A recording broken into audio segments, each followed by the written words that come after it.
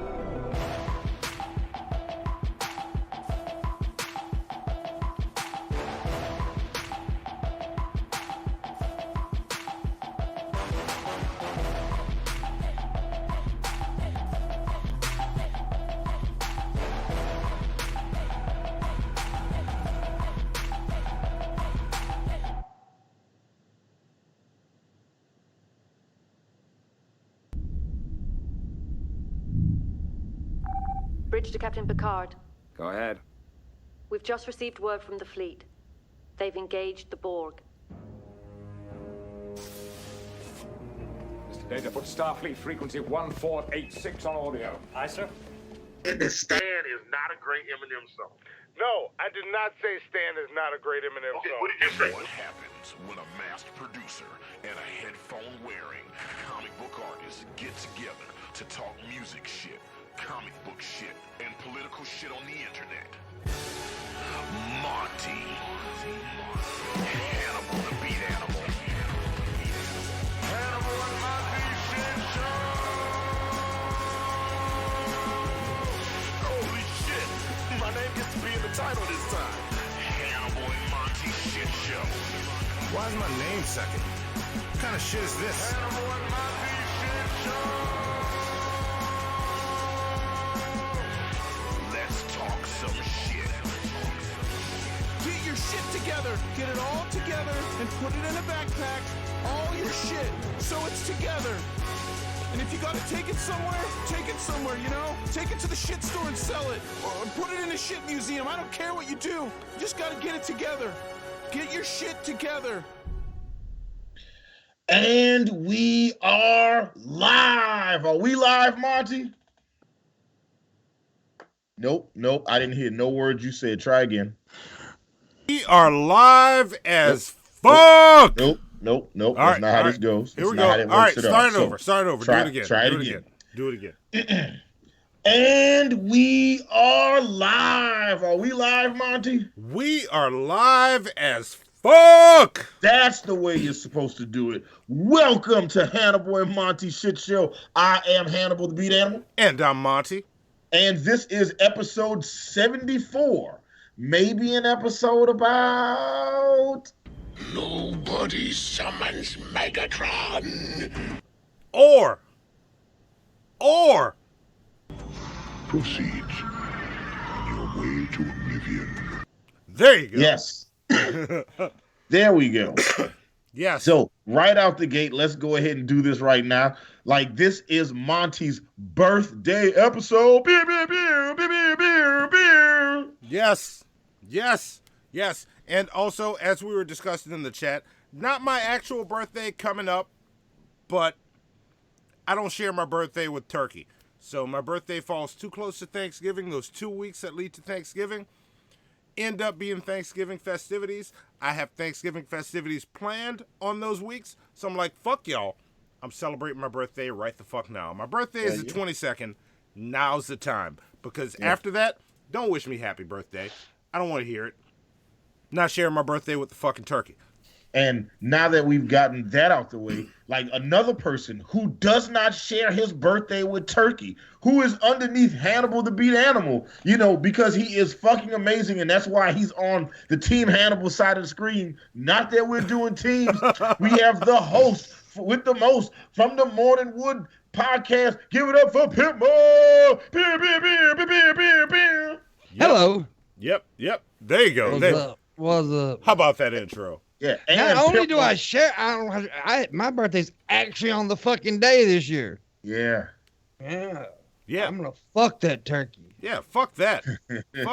fuck November birthdays at the end of November, because we randomly get fucked by Thanksgiving. I stole $3,000. Thank you, Greg Norton. And look, all the money you guys donate tonight are going to Monty's whiskey fund. So that way Monty can have whiskey on his birthday and all weekend long. Like he is whiskey going and to white girls. There you go. Greg Norton says, I don't give a damn if it's Monty's B-Day. Team Hannibal all day, every day. Goddamn, Greg Norton. And also Team Pimpmunk. Basically any team not Monty related. Look, there you go. You know what, Greg? I'm going to shout out Ian Dubois, who didn't give us a goddamn dime. But he is Team Monty all day. Ian Dubois, thank you. Thank you.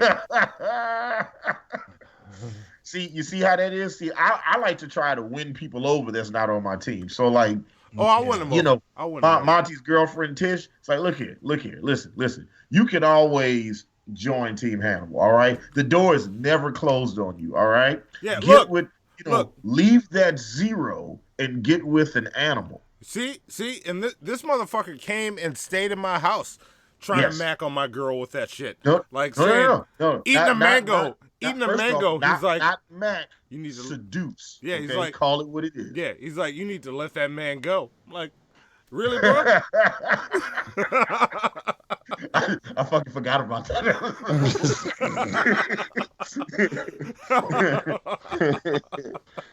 I see how you roll, Hannibal. That's yeah. You know? Listen. Fake white women sound so appealing, Monty. I just got to. Well, get your own then. You see how easy he makes it sound, Pimp? Just go get your own white woman.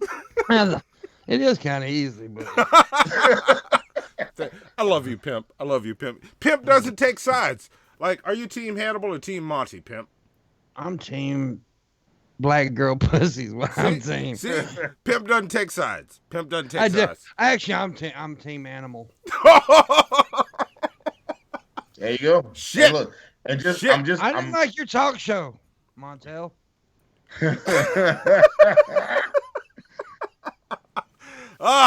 You know what? I'll just roll into the other shit.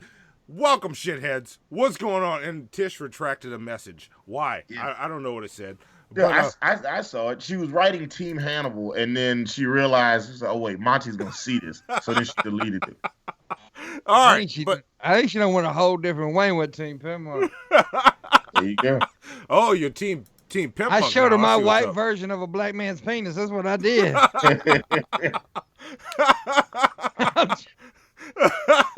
She's also Team Mini Monty. There we go. There we go. There we go. There we go. You're just putting this out for the shitheads to see? Oh, can I say stuff now, or am I not allowed to say stuff? Yeah, you can say stuff. You can say whatever you want. I don't keep secrets. Like, if people find out, they find out. It's cool. It's not a secret. But yeah. So yes. So for all the people in the live chat and everybody, everybody that's gonna be watching this on YouTube later on, Monty and Tish have a mini Monty on the way. Yep. Yeah, Yep. They've actually had a mini Monty on the way for quite a while, so now they got a little one. So Monty's gonna have all these mixed race kids running around out here. It's gonna be awesome.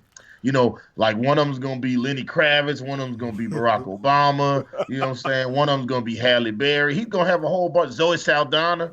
You know what I'm saying? Look, you've already got the Zoe. You just need the Saldana. Or it can be just whatever it is. I'm about to have some awesome motherfuckers running around. Like, yeah. I mean, I'm just like, if you had like a basic ass kid, you could always just bring him back to the store. Just keep the receipt in the original packaging, and you could just bring him right back. Look, if I had a basic ass kid, I would tell that kid he's a basic ass kid. So, like, Give me the next Jesse Smollett.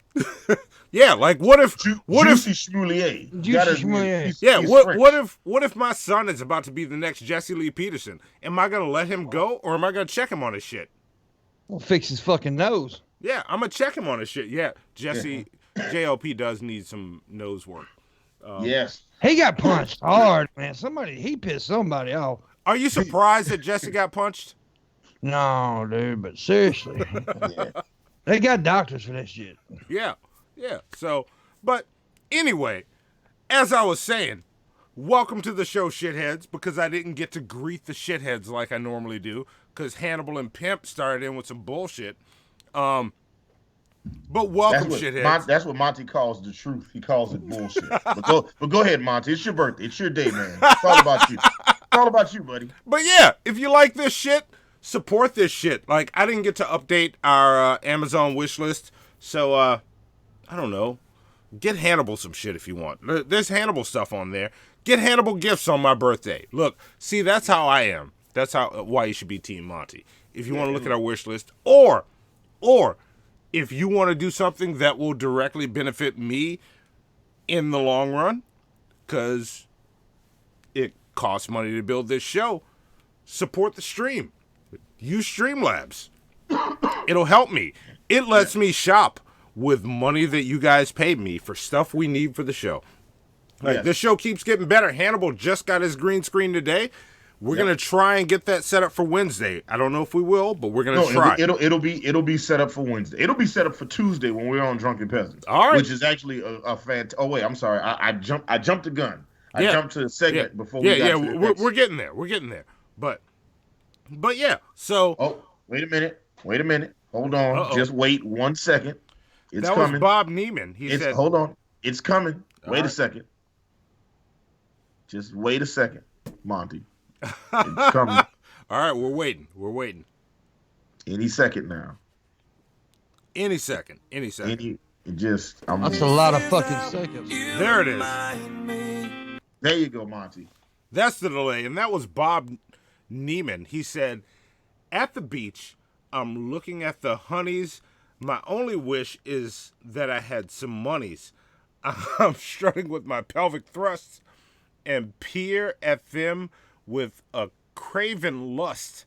My pockets." He peers at them all with craven lust. My pockets are empty, but my britches are tight. Bars. You got G-Man beat. And look, G-Man challenged us. It's not part of G shit because I had nothing to do with G shit. But I'm going to text you a screenshot, Hannibal. You decide if you want. I'm going to send it to you, Zoe. Y'all decide if you want this as part of G shit before we get to it. Yeah. But look, G-Man challenged us. G-Man's coming for our throat, Hannibal. by the way. Yeah, I know. Look, so listen. Because tonight is Monty's birthday, right? No, we're celebrating Monty's birthday tonight. It's not his birthday, but we're celebrating Monty's birthday tonight. Monty is not doing. I told him, don't worry about it. You ain't doing nothing on this show, okay? Hannibal the Beat Animal. You know what I'm saying? You know, like the star of Hannibal and Monty shit show is going. I'm gonna do the star. Everything. Okay. I'm gonna do everything. You know what I'm saying? I mean, look, you can't spell, if you try to take the word Monty and spell the word star, it's not even in there, right? You ain't got the letters right, man. I mean, if you speak the wrong language, you don't see it. But anyway. So, as I was saying, support the stream through Streamlabs or NickelChat and I'm gonna lose the fucking name. As Bob Neiman said, or did, with Streamlabs or with NickelChats. Or you can use Streamlabs or go to our website, which is HannibalandMonty.live. And you can also watch the show there. You can interact through YouTube and you can still send Nickel Chats, or you can send Streamlabs while you watch. Or you can follow us on Twitch, twitch.tv/5H1T show, which we are about to be doing some game streaming on it. I don't know if Hannibal realizes that. Once his green screen's set up, I'm going to set him up so that we can do some game streams on Twitch. So we'll be streaming on Twitch. Also, Instagram, 5H1T Show, which is the same as our Twitter. Snapchat is show_5H1T. And the Discord link is in the description. Also, look at the Amazon wish list. It's still got stuff from Hannibal's birthday. So send Hannibal some shit for Monty's birthday. That's fine. It'll move on to him. And if you just want to mail shit, it is P.O. Box 13013, New Orleans, Louisiana, 70185. And that's all I got for this. Yes. Now, are you ready to do the let's go ahead and run it. Let's just run through these segments. Yeah, let's go to the first segment. Let's go to Have You Heard This Shit? But before we go to Have You Heard This Shit, did you tell Pimpmunk what we were doing for Have You Heard This Shit? I think I did, because I realized I had a weird communication mix-up with Pimpmunk. Did I tell you we were listening to what we're listening to on this show? If it's Hamilton, yeah. There we go. All right. See? And I don't appreciate what I heard either, most of it, but that's just what I'm saying. Shit. All right. This ought to be fun then. All right. Well, let's go to Have You Heard This Shit? Yes.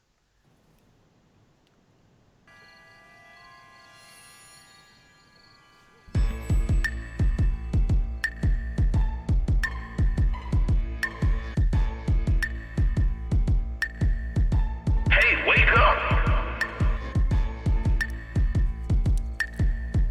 Wake your punk ass up.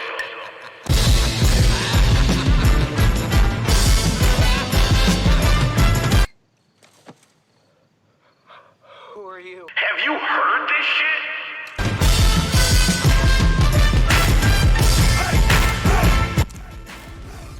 Okay, all right.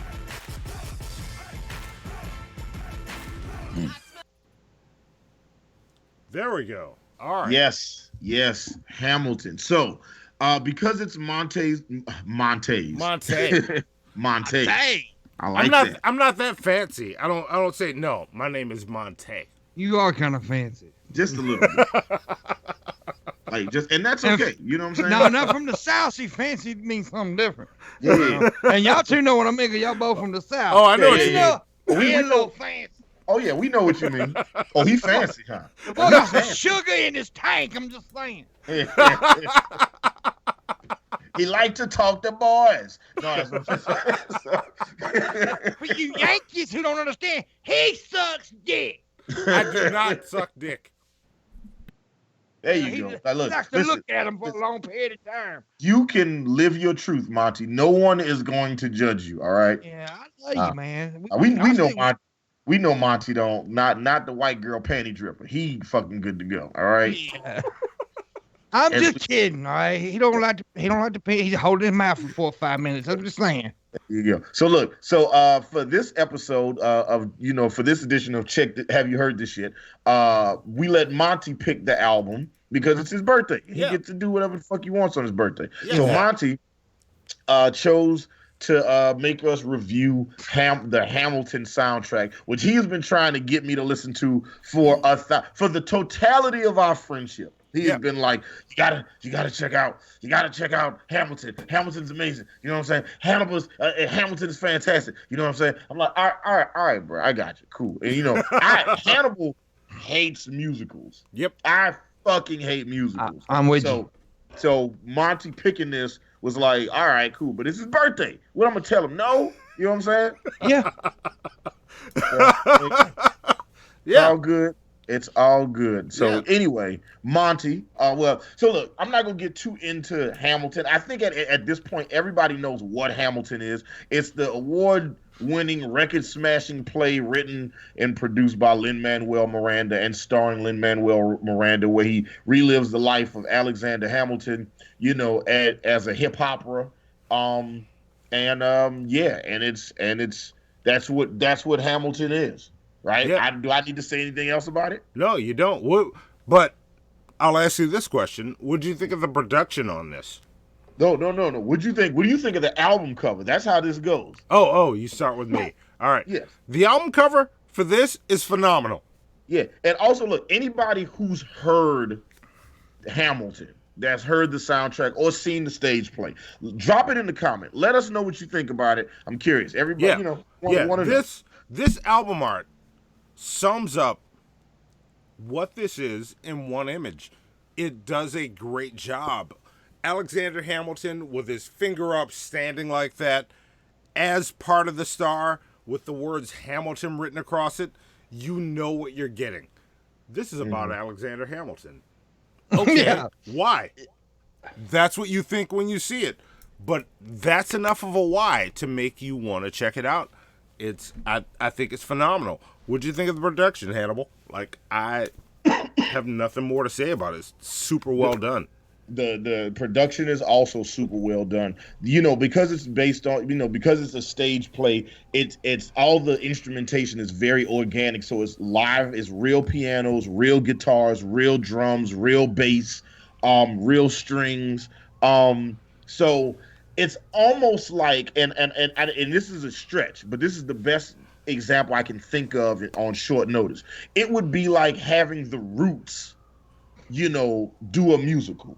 That's what it sounds like. And it's not that. Look, listen. I don't want to compare anybody to the Roots, but it's organic instrumentation, and it's hip hop, and it's also a musical. It walks these very interesting lines in an effective way from a production standpoint. The mix is clean.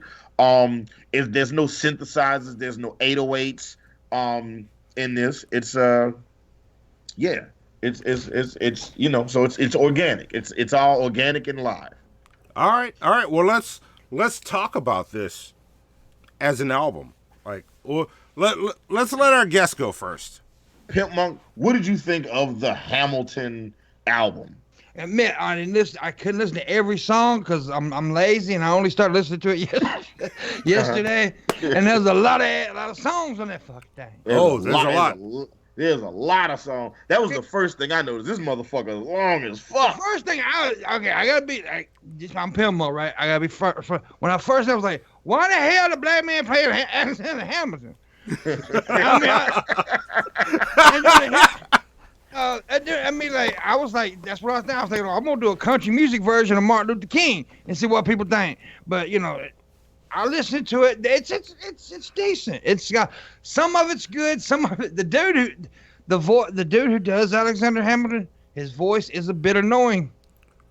Lin-Manuel Miranda. All right, you find his voice annoying. All right, continue. It's a little Give me annoying. more. It's I don't know. At times I cringe when I hear him do the talking kind of parts. It kind of makes me cringe. All right. But I don't remember all the names of the songs, but there's one song that really stood out to me, and I can't remember which one it was. But when you get to it, I'll know it. All right.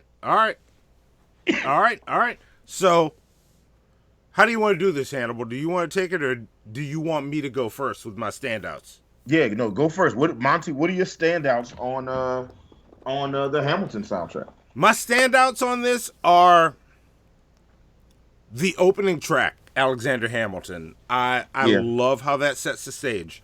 Mm-hmm. It's brilliantly done. You get to meet all the characters right away, and I can't. Zoe, help me out. What's the song where George Washington is introduced? The Here Comes the General, Rise Up. I can't remember the name of the track, and I've been listening to it so that I could remember track names, because I know this soundtrack word for word, scene for scene. I don't know track names. He loves this soundtrack so much that he can't remember things about it that he likes. No, Right Hand Man is where George Washington shows up. Okay. The George Washington's opening track and the track right before that, You'll Be Back, which is the first time you meet the king. Yeah. That's also because the king sounds like Elton fucking John. The King George character, right? Yeah, King George. It George. sounds like somebody doing. They got the white guy playing the most evil motherfucker. That's all I'm saying. They do. But that song is phenomenal, and it's funny. Like, I will kill your friends and family to remind you of my love. Then he goes into this happy-sounding melody. I'm like, this is amazing. And 10 Dual Commandments. I can name almost all of these tracks as standouts. That's what I expected you to do. I expected you to be like, what's my standout track on Hamilton? All of the tracks are standout tracks on Hamilton. I'm telling you moments. I genuinely expected you to do that. What I always do, if you want to know if Hamilton is for you, if you only have time to listen to one track from it, I would say listen to Cabinet Battle number 1. Yeah, I get why you picked that one. I get why you picked that. Yeah. So that's where I fall on Hamilton. What about you and Pimp? Like y'all figure out who goes first on that. My Shot. That's the one I was thinking about. My Shot. My Shot. That song's pretty fucking cool. I mean, that's a good track. Yeah. It's just the way it flows and everything. I really dig it. Yeah. Yeah, I agree with Pimp. That was actually like the Alexander Hamilton, like the first song on the project. I was like, oh yeah, this shit is dope. But My Shot, that was the first one. My Shot, and then the song that follows it right after that, The Story of Tonight, which they do a handful of like reprises and remixes of it throughout the project. Yeah. But this first one is the one for me. Like that shit is dope. I love that. I thought Stay Alive was dope. 10 Dual Commandments is dope. All of the I like Dear Theodosia. Yeah. I liked both of the Cabinet Battles. I like Burn. Look, listen, for somebody who fucking hates musicals, that's me. I fucking hate musicals. I thoroughly enjoyed this shit in a way that I didn't think that I would. I was like, because I was like, I'm a huge fan of hip hop music, right? And but I fucking hate musicals. So I was like, I don't know if I'm gonna like this, but nah, this shit. You had to watch it. You had to listen to it. Yeah, and honestly, and I was telling Monty, if I had watched one of those like shitty camera recordings of this, and he was like, oh, what'd you think of Hamilton? I'd be like, it's all right. It's overrated, right? But like getting a chance to listen to the music, I could probably go back and watch one of those shitty cameras copies and be like, oh yeah, I fuck with this. Yeah. So yeah, I enjoyed this way more than I thought I would. Kilo asked me, Hannibal, you got any weed? No, I don't. I don't have any weed. Tish was like, I think Hannibal may like a musical. Yeah, let's put it like this. I want to see it live. Yeah. That's all I'm gonna say. I want to see it live. Basically, what he's saying is, Tish, watch the lotteries in Atlanta. Yeah, no, it was like, look, and this could be a What's Eating Hannibal. It's not, but like last year when Hamilton was in Atlanta, and Hamilton was in Atlanta right before it was in New Orleans. So it was here first, and then it made its way over to New Orleans. And it was like, I wanted to go to Hamilton, but the tickets were super expensive. And it was like, well, all right, let me rephrase. I won't say I couldn't afford the tickets. I had a choice. Do I want to go see Hamilton, or do I want to pay my rent? So I chose my rent over like a dumbass. I chose my rent over Hamilton.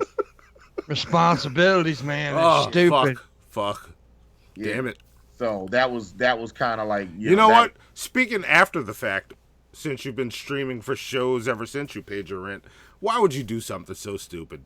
Yeah. And then you know what else? And then you know what else bothers me is that not after that, Monty got a chance to go see Hamilton for no money, not once, but twice. 2 times. Like first he was gifted fantastic tickets, and then this nigger won tickets. Oh, with the hard R. With the hard R. I want you to know how I feel about you right now. Then he won tickets and then saw it again for free. And at no point was he like, hey, let me call my good buddy Hannibal that I do my podcast with. At no point. He didn't even think about me. I wasn't even a thought, okay? Selfish. Zoe's half as mad as you are right now. You know what? She didn't get to go the second time. Monty played me to the left, like if he saw like a group of cheerleaders at a bar and one of them was black, he was just like, man, just didn't even talk to her. You not even talk to Shaquisha. Fucked up, Monty. Whatever. What? Just so you you know, could have offered me the tickets to go with you, and I said, fuck off. Just so you know, I would have talked to Shaquisha first. No, he wouldn't have. You would have talked to her to find out which white girl you got the best shot with. Wait, what's your white girlfriend? What's her name? But I thoroughly enjoyed this, and much to my surprise, I didn't have any low points in this. The only low point I have in this soundtrack is that it's long as fuck. That's my only complaint about this. Yeah. But even that's not a real complaint. Like this is a personal issue, not like something I would use to qualify the album. Just because because I know what it was meant for. Yeah. Right? Yeah. And because it was meant to be like a stage play that you're supposed to watch for a few hours. Yeah. I'm not gonna shit on it for that. But yeah, I thought it was dope. It's creative as fuck. They took some chances that fucking paid off. Great job. Yeah. See? There you go. There's Hamilton. Ha! Blah! I'm fucking up. Hamilton. There you go. Hamilton. Don't worry about it. Hamilton. Well, let's move right on to the next segment then. Unless y'all have more to say about Hamilton. Pimp, you got anything else you want to say about this musical? You want to talk more about musicals? It's alright. Hey, don't make Hamilton look that bad. Hamilton is awesome. Check it out. Give it a shot. Well, I've been to Hamilton, Alabama, and it ain't that great. I mean Hamilton the music. Don't throw away your shot. Check it out. Yeah, if you want to do it. Yeah. So that's all I'm saying. But yeah, let's get right into what's coming up next. Try to make it clap, cause we up next. There we go. Yes. So what we have coming up next, everybody in the chat, to all the shitheads in the chat, next Tuesday, Monty and I will once again be featured guests on the Drunken Peasants podcast. So next Tuesday, matter of fact, all the Tuesdays in November, Monty and I will be on Drunken Peasants. But the Tuesday show is the warm-up show, because on Wednesday, Monty and I are doing not one, not three, but 2 shows on Wednesday. The first show that Monty and I will be doing will be a special early edition episode of the Drunken Peasants. So it'll be myself and Montel Williams over there. Over there. Why you gotta listen to him? We'll be joined by Ben Savage and young Bill Fridge, and we will have a special guest on that show, none other than Jesse Lee motherfucking Peterson. Yep. Jesse Lee Peterson will be on Drunken Peasants next Tuesday. It's a special early edition. So I think the show goes live at like 2 or 3. I'm not sure the time. Give us a day or two, and we'll give you guys a quick pop-up show where we can tell you guys about it. Something like that, just so you guys can know when exactly it's happening. But yes, Monty and I will be on Drunken Peasants next Wednesday, and a very early show where will be me, Monty, Ben, Billy, and Jesse Lee Peterson. So you definitely want to catch that show. And then right after that show, like immediately after that show, instead of Drunken Peasants doing their instead of them doing their normal patrons only after show, they instead at least will be joined by young Bill Fridge right here on the shit show. So promptly after the Jesse Lee Peterson episode, we'll be on our show. Yeah. Right after that. Yeah. And we gotta talk to Red Eye and Luna about that too, because they were supposed to be on that show. And I haven't rescheduled all that. That's a damn shame pushing them aside just because you got fat ass Billy Fridge on. Although we might be able to work something out. It's not set yet. It's not set yet. Y'all pushing my people aside. No. No, man. Well, it is my people too, though. No, you know what the funny thing is? It's really just because Monty found out Luna was black, and that's why. Oh shit! That's all it was. He just she ever like, oh my goodness. Yeah, it's crazy. It's crazy. It's crazy. That girl puts a tickle in my pickle. I ain't gonna lie to you. Man. And then look, next Friday. So next Wednesday was supposed to be Monty and I adding to the ultimate comic book movie list. So next Friday's show, 1 week from today, Monty and I will be adding to the ultimate comic book movie list where we review all non-Marvel movies. We'll be reviewing Sin City 1 and 2. We'll be reviewing Tank Girl. We will be reviewing Brandon Lee's The Crow, and we will be reviewing the 1990 Teenage Mutant Ninja Turtles movie. Yep. So we'll be adding those 5 movies to the list. And Monty, I don't know if you realize it, but after we do those 5 movies, we will have watched 90 comic book films this year. That's a lot of comic book movies. Yeah. Well, that's really just because the first show we did like 20-something movies. Yeah. That's why. Like that first show, we did way too many fucking movies. Yeah. So that's what it is. So that's what we got coming up next on Hannibal Monty Shit Show. So you guys are all caught up. Next Wednesday, we got Jesse Lee Peterson. But you know what? It ain't about JLP because right now it's about Monty. Well, you know what? While we're here, you know what I'm saying? Monty always does this segment called the Weekly Amazing. And Monty's not doing anything today because it's his birthday. He didn't have to do shit because it's his fucking birthday. So guess what? This week's Weekly Amazing is brought to you by Hannibal, the motherfucking beat animal. All right. Oh, and An American Nightmare, Watchmen didn't get robbed. The only reason it didn't get included is because it is technically a DC property. Yeah, Watchmen is technically a DC property. So, we'll get into that when we talk about Watchmen. Monty and I both would have loved to have done the Watchmen because I can almost certainly tell you I'm giving that an A+. Yeah. I'm gonna rewatch it and see, but I'm almost 1,000% positive. Like I'm so positive people can't sleep with me no more. All right, that's how positive I am. I'm not just goddamn. They try to be positive. Okay, somebody clip that section out for me and post it on Twitter. Can I suggest a movie that y'all do and I'll come on if you do it? Which one? Yeah, Officer Down. What is Officer Down? You know what? Because you want us to, Pimp, we'll do it. Yeah, I'm gonna tell you it's one of those movies that starts out like, what the hell am I watching? And then all of a sudden you're hooked into it. All right. It's got some like what is the fight? Never mind. It's one of the stars from Sons of Anarchy. The one that played the crazy motherfucker in Sons of Anarchy. All right. Yeah. I'm with it. All right. Look, off the strength of Pimpmunk, we will do an episode. Maybe we can do that sometime. We'll do it sometime next month. All right. It's like Hobo with a Shotgun style kind of stuff. Okay. Yeah.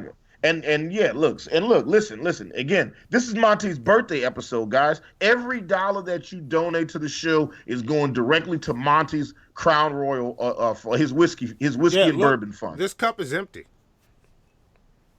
I mean, help a brother out.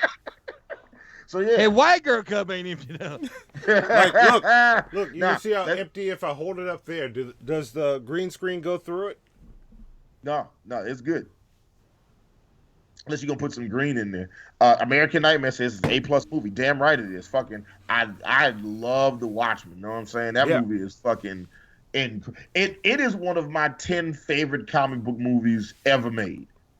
And I would argue to the death of me that it's one of the 10 best comic book movies ever made. Someone gets it. Watchmen is dope. He said Watchmen is dope. Yep. Someone. And look, someone's been climbing up the ranks. Like someone is still, as far as I know, shithead of the year of the month. Yeah. So we'll have to see what happens. Zoe doesn't have the updated list. We'll have it on the next Wednesday show. But someone's killing it. Someone, if you want to know how he's doing it, this motherfucker went back to the shittiest shit show, episode 1, which I refuse to delete because that's where we started. He watched all of that motherfucker.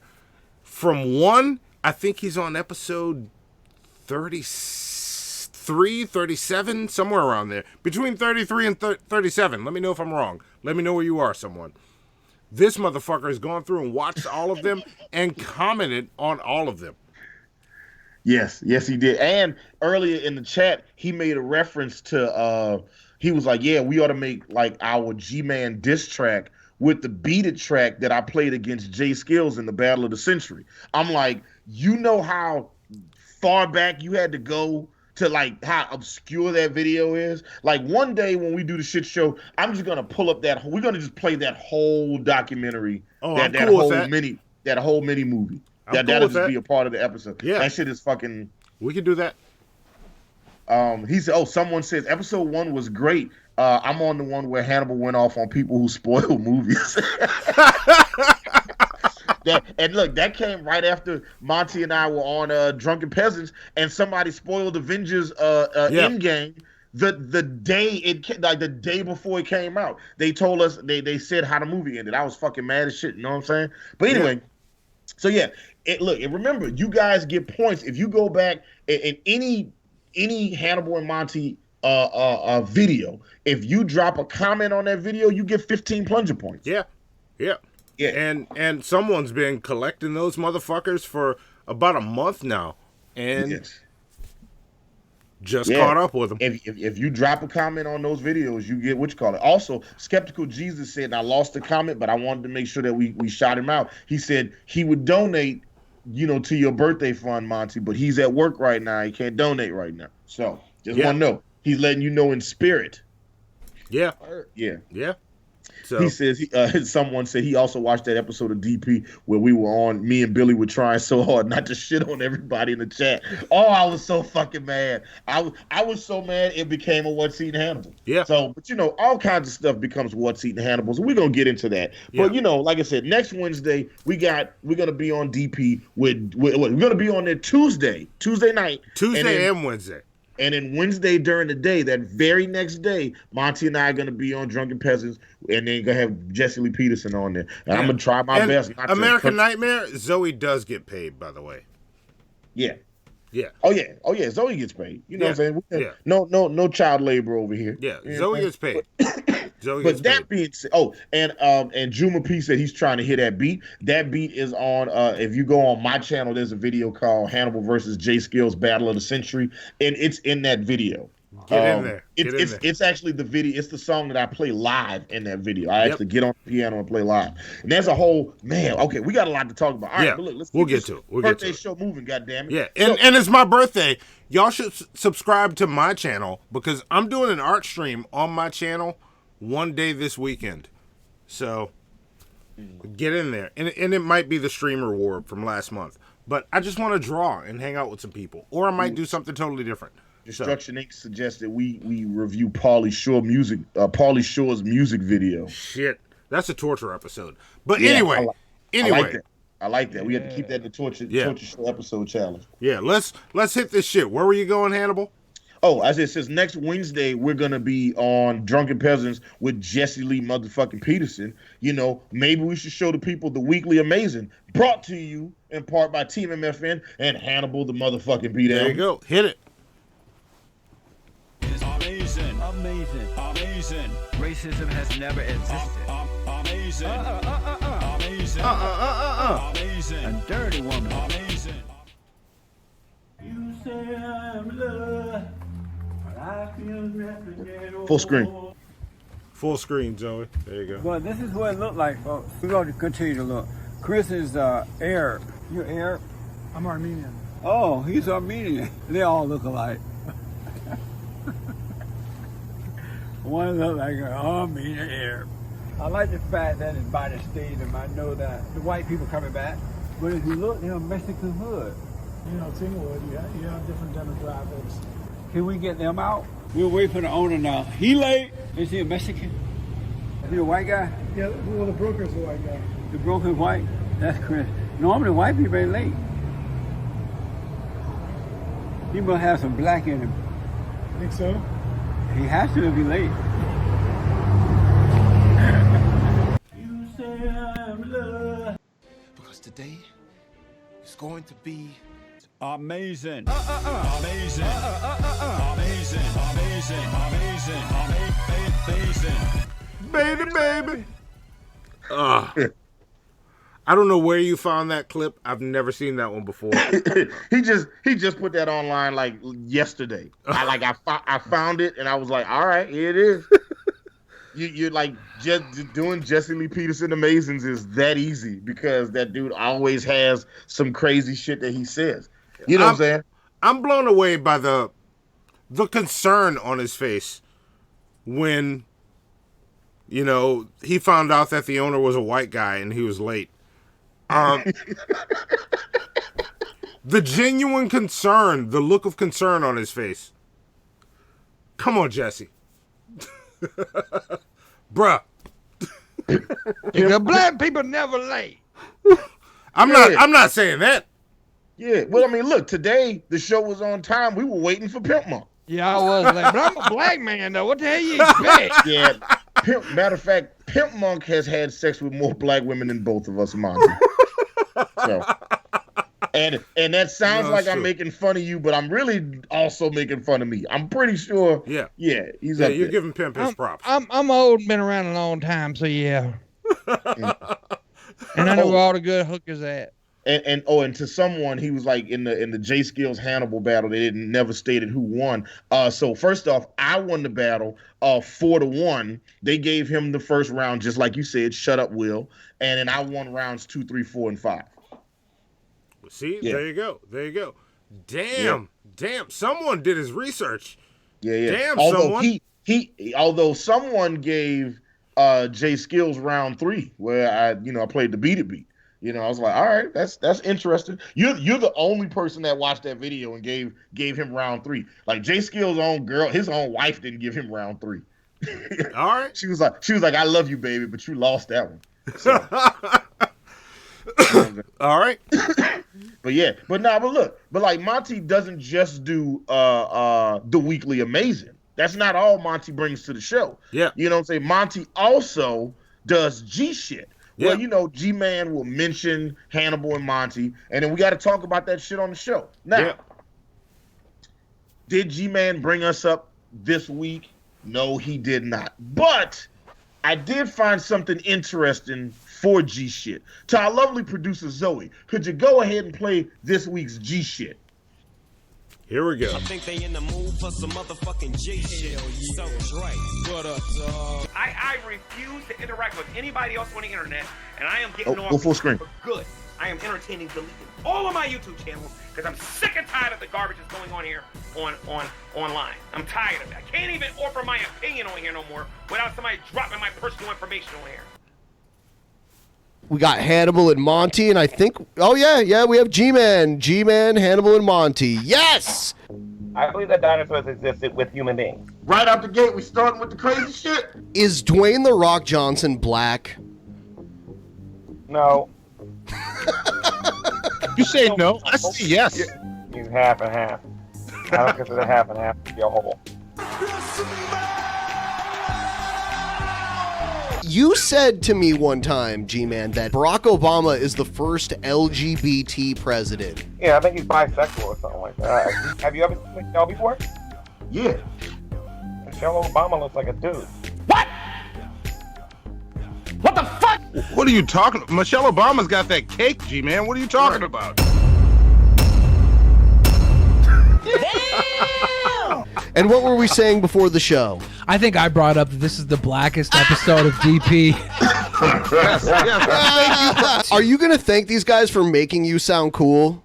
Excuse me? My name is G-Man. You got the audacity. Time out. Hannibal's not a rapper, but He's a producer. Not a And rapper. how many time beat battle champion, Hannibal? I'm a 39-time champion. I'm gonna win my 40th before the year's over with. 39. Pretty good. Yeah. You ready to lose your first one? Let's get Oh, Oh man. Got him! Got him! Question is this: how long have you been an entertainer? From the day I popped out of my mom's vagina. So you've been an entertainer since you came out of your mother's womb. Okay, great. I'm G-Man. You gotta learn our names, G-Man. I'm Monty. That is Hannibal. No, look, listen. These are dreadlocks, not braids. I'm Monty. When do you get serious and learn how to, like, defend what you believe? Like, you know how to do it? Got him! Got him!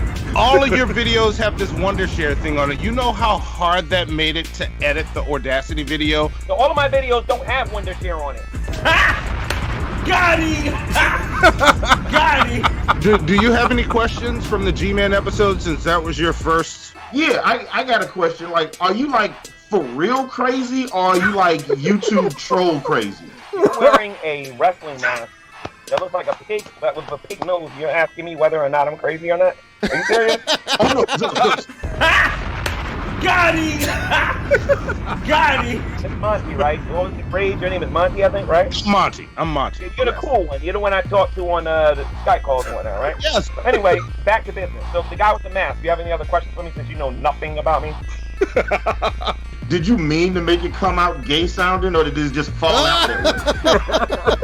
We're gonna have to give this one 2 snaps up in a circle. What came out gay sounding? It was the way you did the intonation. Like you didn't swing your neck, but I felt like I could hear it in your voice. Like it's. Why haven't you played the Dragoon diss track yet? We played it on our channel, G-Man. You didn't say anything about that. Yeah, but you didn't say it was good. You didn't say it was bad. You made it sound like said it I'm was everything bad. got Wondershare on it. Oh no, I said it was bad. No, we said it was bad on our channel. You said it was bad, really? Yeah. It was better than that. You got the Audacity. So my Dragoon diss track was better than the Audacity one. Got him! Got him! You said that a rap battle isn't genuine, isn't valid if the other person curses. Couldn't I make the argument that the rap battle isn't valid if you can't freestyle? You want to make that argument? Fine. How about me and you rap battle? Look, G-Man, I don't rap. I just made the beat that made you sound better than anything you've ever done before.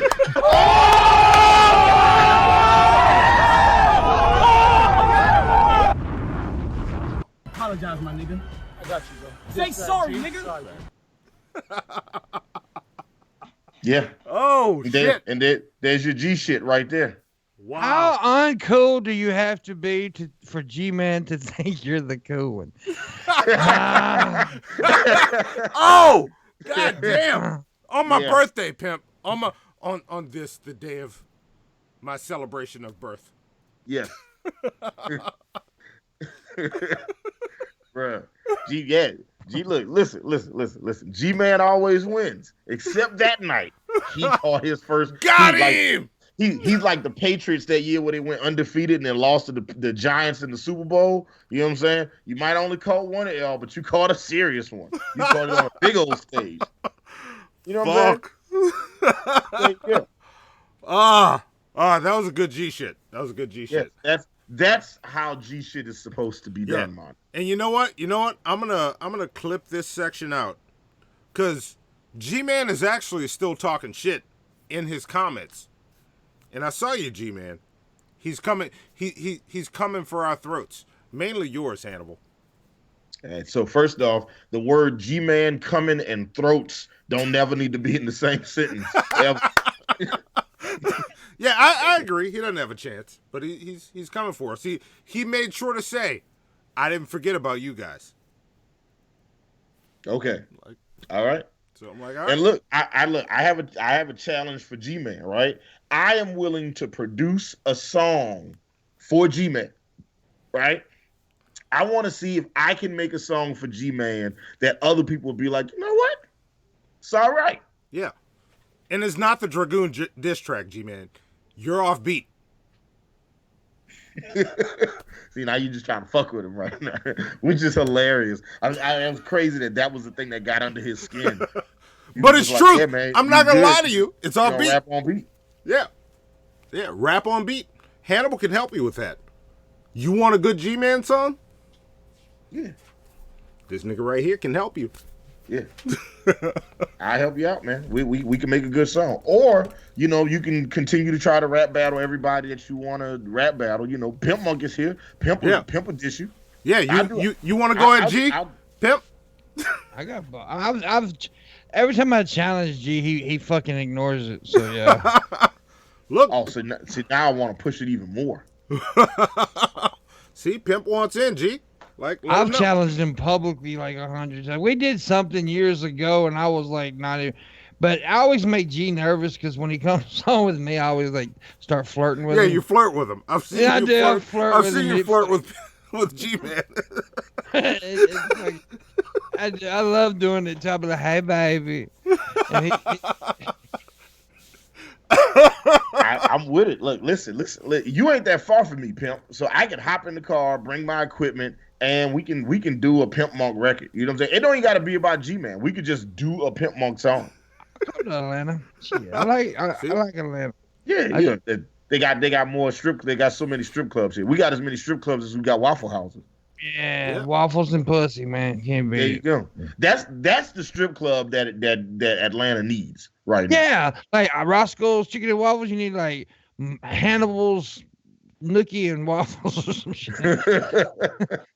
I feel like it should be your place though, if anything. Oh yeah. Pimp's Pancakes and Pussy. Oh, yeah. You call P cubed. I like that. Yeah, there you go. P cubed. There's the name.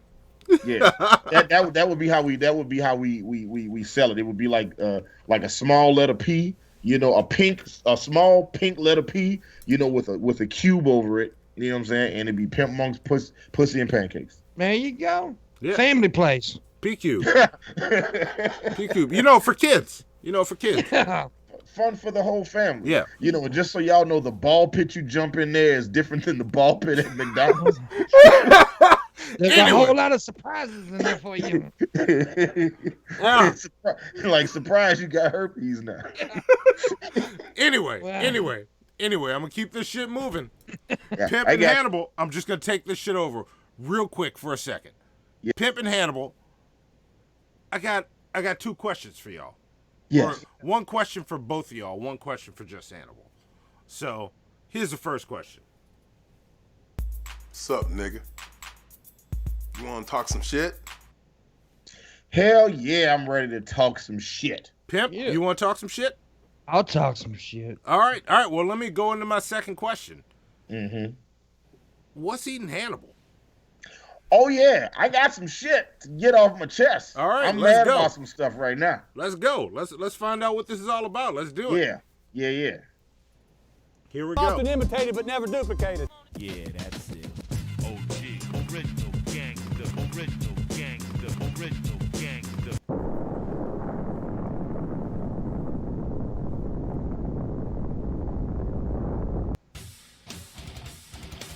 Women drivers. People who talk during the movie. Customers who cannot make up their mind while ordering food. They shit on LA.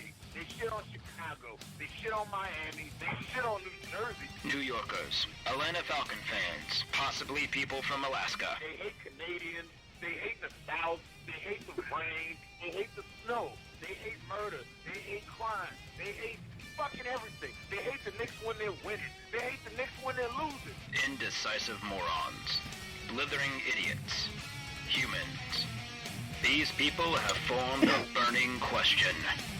What is grinding Hannibal's gears?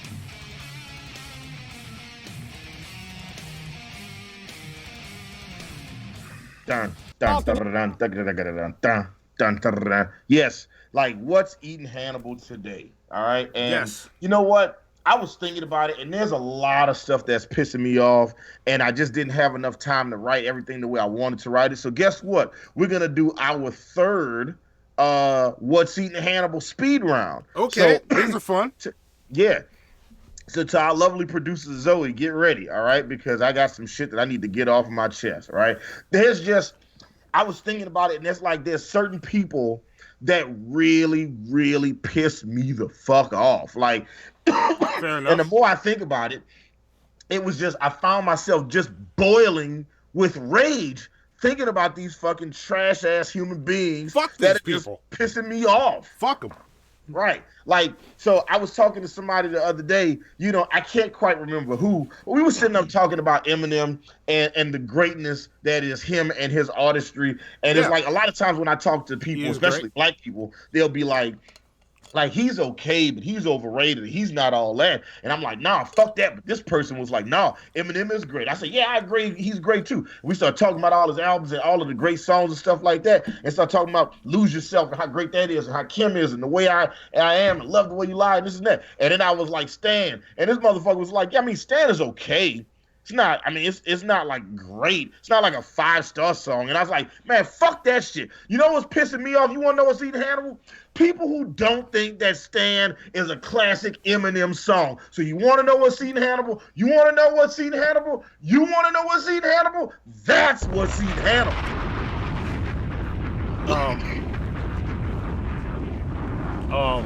And then on top of those people, right? Then there's there's a lot of fantastic movies that are out here like Star Wars, Lord of the Rings, Harry Potter, The Godfather, Groundhog's Day, Forrest Gump. You know what I'm saying? But there's this one fantastic movie that some people just refuse to watch for whatever reason. And I am talking about the awesomeness that is motherfucking Fight Club. Ed Norton, Brad Pitt, Helena Bonham Carter gave us a classic on David Fincher's fucking masterpiece. This movie is amazing. And no matter how great it is, no matter how many critics talk about how awesome it is, no matter how many top 10 lists this movie lands on, there's some people who remain nameless that just won't watch the motherfucking movie. So you want to know what's eating Hannibal? You want to know what's eating Hannibal? You want to know what's eating Hannibal? That's what's eating Hannibal. and then you got people, and then just while we're staying on movies, right? It's like, cause we sit up here and we talk about these comic book movies all the time. We talk about how great Avengers is, how great Watchmen is. And we have these fantasy conversations about what movies deserve to be in the 10 greatest comic book movies of all time list. And then, you know, and it's funny because people argue about it because like, you like what you like, I like what I like, but there's certain movies that are staples on this list. Right? And one of the movies that's pretty much on everybody's top 10 greatest comic book movie list of all time is The Dark Knight. But I had a conversation with somebody recently that felt like The Dark Knight probably isn't one of the greatest comic book movies of all time. What the fuck? What world do you live in? Where fucking up is down and black is white and cats and dogs is living together in harmony and shit. This is some bullshit. Okay, so you want to know what's eating Hannibal? You want to know what's eating Hannibal? You want to know what's eating Hannibal, Monty? Those people are what's eating Hannibal. Those people. I like how you say those people. Yeah, and then on top of those people, right, I was having a conversation about Nirvana the other day. What a great rock band they were, and how they helped generate the grunge movement, and how they became this social icon for a generation of people. And then somebody was like, oh man, Nirvana's great. I love their music. Their best album is their live CD. Oh, wait, are you talking about Moneybanks of Wishka? From the Moneybanks of the Wishka? No, we're talking about their MTV Unplugged CD. People who like to say that the best album from somebody's catalog is a live CD or a greatest hits CD, those people suck ass. And this person combined the two things that obviously don't count and put them together. Nirvana has a fantastic catalog of music. Don't be saying the greatest album they have is the greatest hits / live CD. That's bullshit. It's a fucking cop-out. And you want to know what's eating Hannibal? You want to know what's eating Hannibal? You want to know what's eating Hannibal, Monty? That's what's eating Hannibal. And last but not motherfucking least, I was talking to a black dude the other day that refuses to date people within his race. I don't know what this nigga's problem is. He just is like, look, I just got this thing where I don't date black women. And I was like, what the, you fucking self-hating Uncle Ooh, it motherfucker pissed me off so much. You want to know what's eating Hannibal? You want to know what's eating Hannibal? You want to know what's eating Hannibal? Monty, that's what's eating Hannibal.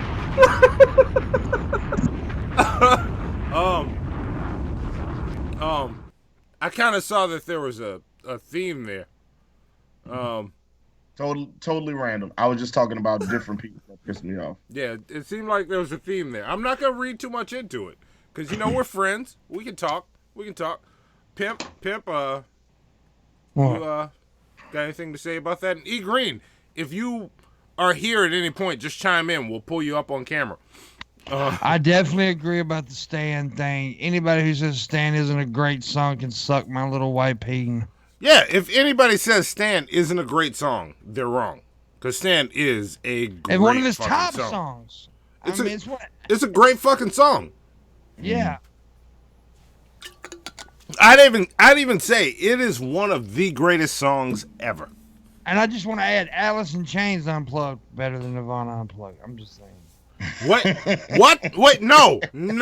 There we go. No. See, Pimp, this is why I connect with you the way that it do. That, you know what? This is why. This is why on your birthday, I want you to get all the pussy you want, not turkey. I mean, I want you to have all the turkey you want too. I want you to get all the pussy you want. I don't know why it is. I just connect with you on that level, Pimp. All right? I just feel like, you know what I'm saying, is fucking fair. Oh, Crazy Horse, look at him in the chat. Alice in Chains Unplugged was the worst exclamation point. I don't think it's the worst. Up, his guitar player had to sing 99% of the show. This motherfucker's high. Yeah, see, I don't think it was the worst, but better than Nirvana Unplugged? Get the fuck out of here. Way better.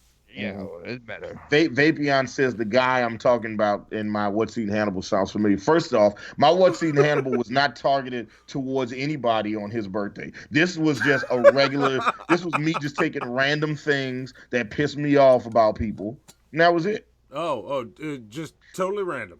Sir Marvin Manister, black women independent with big boobs? Who doesn't like that? Right, Monty, who doesn't like that? I mean, that sounds awesome. You can tell he's lying in his face when he says that. And it hurt him to say that. It did not hurt me to say that. That sounds great. He threw up a little in his mouth when he said it. That's awesome. See, y'all are trying to get me trashed by Black Twitter. That's what keeps happening here. Y'all want you know I got a Black YouTube now? Wait, what's that? Hashtag Black YouTube now. They got all that shit going on now. Yeah, y'all are trying to get me dragged through the rails by all of that. I am not saying any of what they say I'm saying. Yeah, he hates black people. Mm-hmm. I don't. Crazy Horse says, what's pissing Crazy Horse off is this show doesn't have 2,000 subs. Fuck that. You know what? Give him plunger points for that. Crazy Horse gets plunger points. Yep. I like that. So, you know what? Let's move it forward from Hannibal's fucking passive-aggressive as fuck. What's eating Hannibal's? We gotta talk, motherfucker. Let's just move on to fair or foul. Let's go to the next segment. All I'm saying is guilty people have suspicious minds. That's all I'm gonna say. Let's go to the next segment. Let's just hit fair or foul. Here we go. Yes. How big are your balls? Okay, Mr. Rashid. Are they ready for the truth? Yes, they ready for it. Just love it. And how do they hurt us? Huh? Because they love Phil. Oh, there is? All right. We don't need to give any time to them now. Mango Roach. All right, we'll get it. Why didn't it We're read? talking about deliverance. See, I'm talking, so many people out there are captives. And I'm talking about homosexual lifestyle. I was delivered from something like that. I was a prostitute for over 30 years. I sold my body on the street corners. See, I can talk about that sin. Hallelujah, because see, I was wrapped up, tied up, tangled up. And I loved it when I was doing it. Hallelujah, God came and purged me. Hallelujah, God made me get it the old-fashioned way. You just turn your soul unto me and I'll use you. And now I can shake for Jesus. Oh, under the anointing of the Holy Ghost. Bless you. Suck my cock, bitches. God bless you. Has the Imperial Magistrate reached a verdict? I have. Guilty or innocent. Innocent. Feed him to the Sharkagons.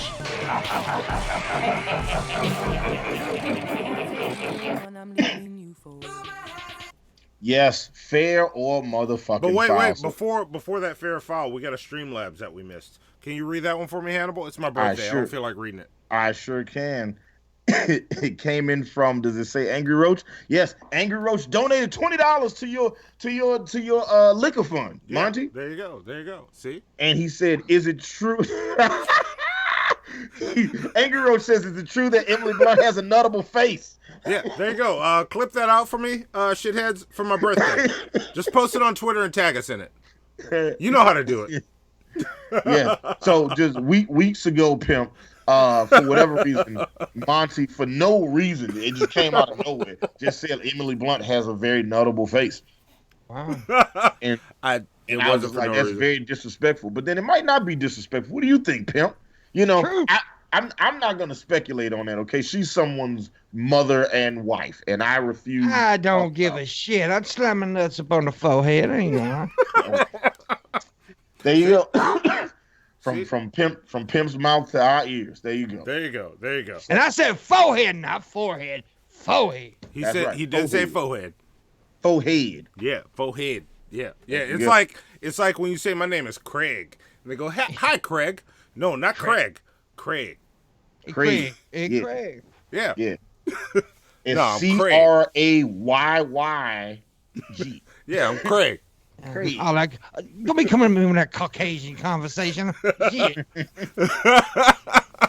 Yeah. There we go. So, fair right. or foul. The way fair or foul works, every day I do a deep dive on the news, and I come across these stories, and when I read them, I wonder to myself, hey, when I get to the end of the story, did they get this right or wrong? Was the end result accurate or inaccurate? Did they get this? Was this fair or was this foul? But because this is a special Monty birthday edition, I handpicked a handful of stories that I felt like would resonate with Monty. All you know right. what I'm saying? Like I say, I want you to take the day off and just enjoy the show. Enjoy your liquor. All right. Enjoy your company. We got Pimpmunk chilling. E Green we're waiting on him. He'll pop up at some point.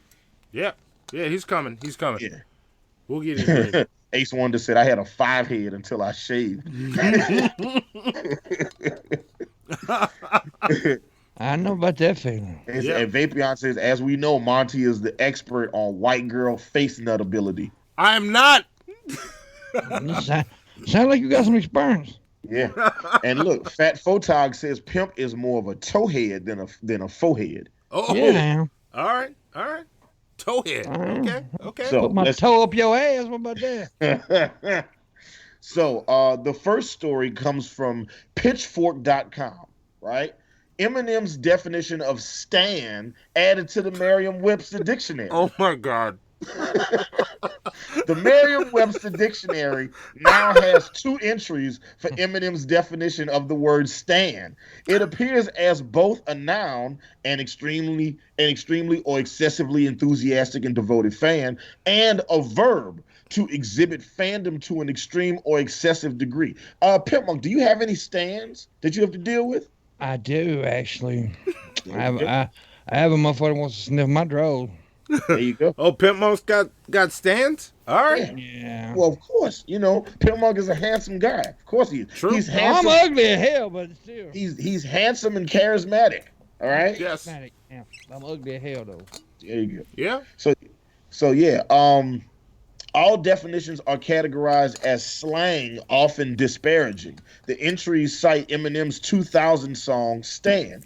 In 2017, the Eminem definition of Stan was added to the Oxford English Dictionary. Stan joins more than 640 other new words to be added to the Merriam-Webster Dictionary, including EGOT.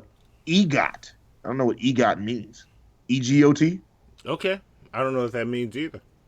That's some young people shit. And this definitely sounds like some white people shit. So, as I was going through this, I was thinking to myself, all right, so to everybody in the chat and to Pimpmunk and to the birthday boy, Monty, you know what I'm saying? The fair foul question is it fair or foul that some people think Stan is not a 5-star song? Monty, what do you think? What do you think, Monty? Is that fair or foul? That's fair. Is it fair? You think it's fair that people think it's not a 5-star song? Like, I like how your fair foul had nothing to do with the article. It did. The article was about Stan, and that's what we're talking about. I think it's fair that some people don't think that. Yes. What you think it's fair that people don't recognize objective greatness, huh? All right, okay. Pimp, what do you think about that? Is it fair or foul on a scale of 1 to 5? 1 being that a song is trash and you never want to hear it. 5 being you can listen to the song all day, every day to the end of days. Is it fair or foul that some people feel like Stan is not a 5-star song? That's foul as fuck. That's foul as five. It's foul as 5 fucks. Well, let's go ahead and take it to the chat. Everybody in the chat, let us know what you think. Is it fair or foul that there are people out there? I don't know who these people are because Monty just finished talking about how great, Stan was. So it is great. It is great. Here we go. It's a great song. Oh, EGOT. Oh, thank you, Rot Feast Tenders. Give Rot Feast Tenders plunger points. EGOT stands for Emmy, Golden Globe, Oscar, Tony. Okay. All right. That's what. All right. See, there we go. There we go. All right. There we go. All right. So let's take it to the chat. Let's see what the shitheads say. Fat Photog agrees with you, Monty. He says that's fair. Dumb and Dumber also agrees with you and says fair. Stan is not a 10 of 10. There you go. It's not. But it's great.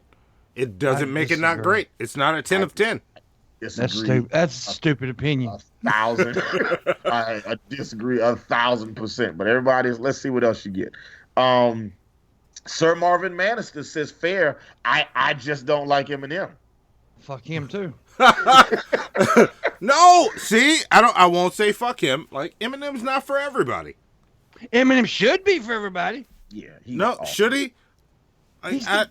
He's the GOAT, man. Look, I agree. Eminem is a GOAT. I don't think he's the GOAT. No, that motherfucker is the big bad Billy Goat standing on top of the motherfucking barn, pissing on all the other goats. No, I can't give him that. You can definitely, but he is a GOAT. He's at the top of the heap. Like you don't even have to scrape to find Eminem when you look at the top of the heap. He's standing there looking at you. Yeah. So he's top of the heap, but I don't think he's the GOAT. I don't know who the GOAT is. I need to really think about that. He is the GOAT. We done said it, Monty. White boy. Yeah, Let's hear white boy hush.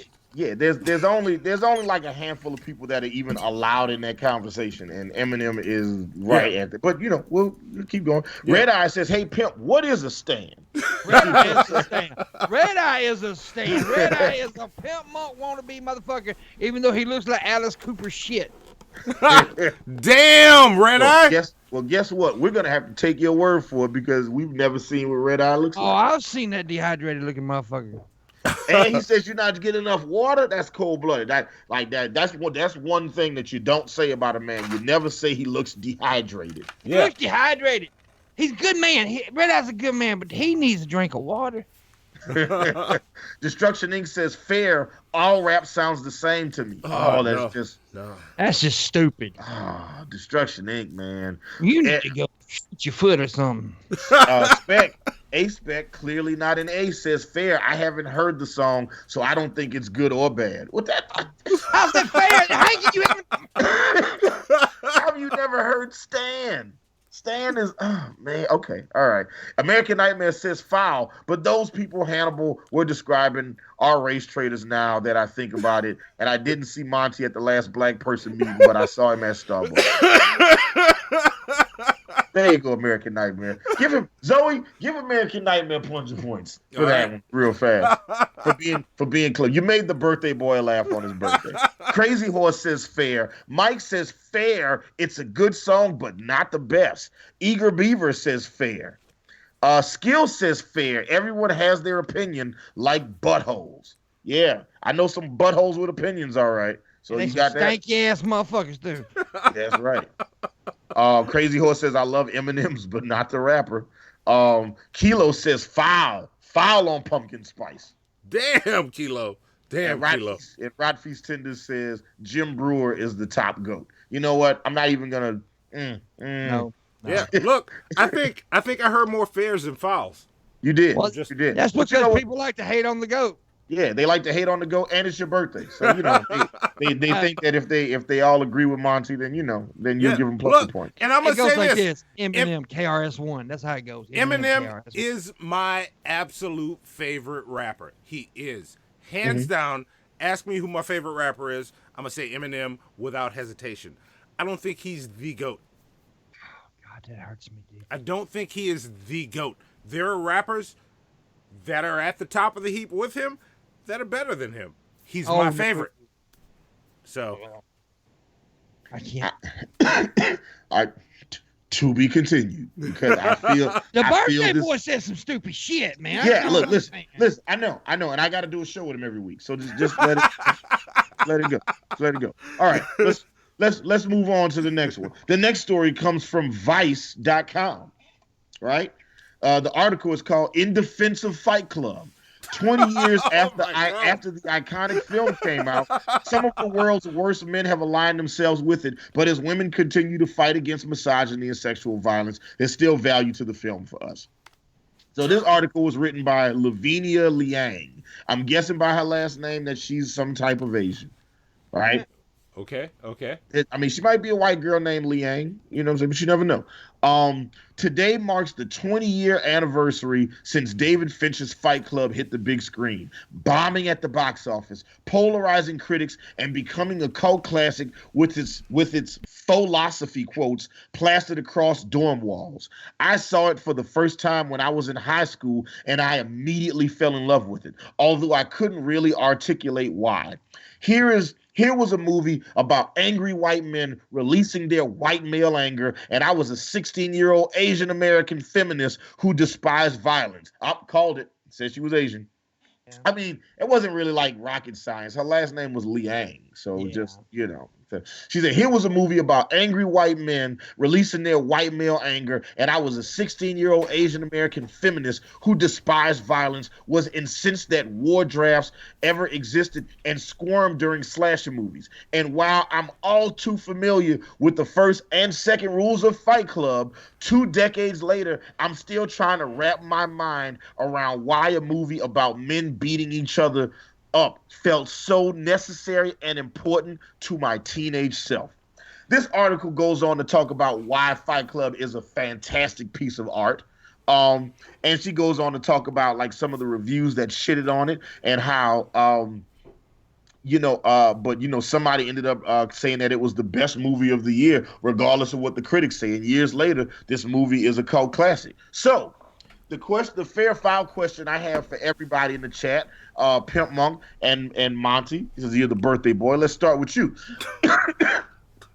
On IMDb, they have a list of their 250 greatest movies of all time, as rated by their by the people that visit IMDb on a regular basis. You know, and the number 10 movie on this list, Monty, would you like to guess what it is? You don't have to guess what it is. It's your birthday. I do all the heavy lifting. It's Fight Club. Is it fair or foul that Fight Club is the number 10 ranked movie on IMDb's list, top 250 movies of all time? You already know my fucking answer to this. I have no opinion because I've never seen the fucking movie. Oh, right.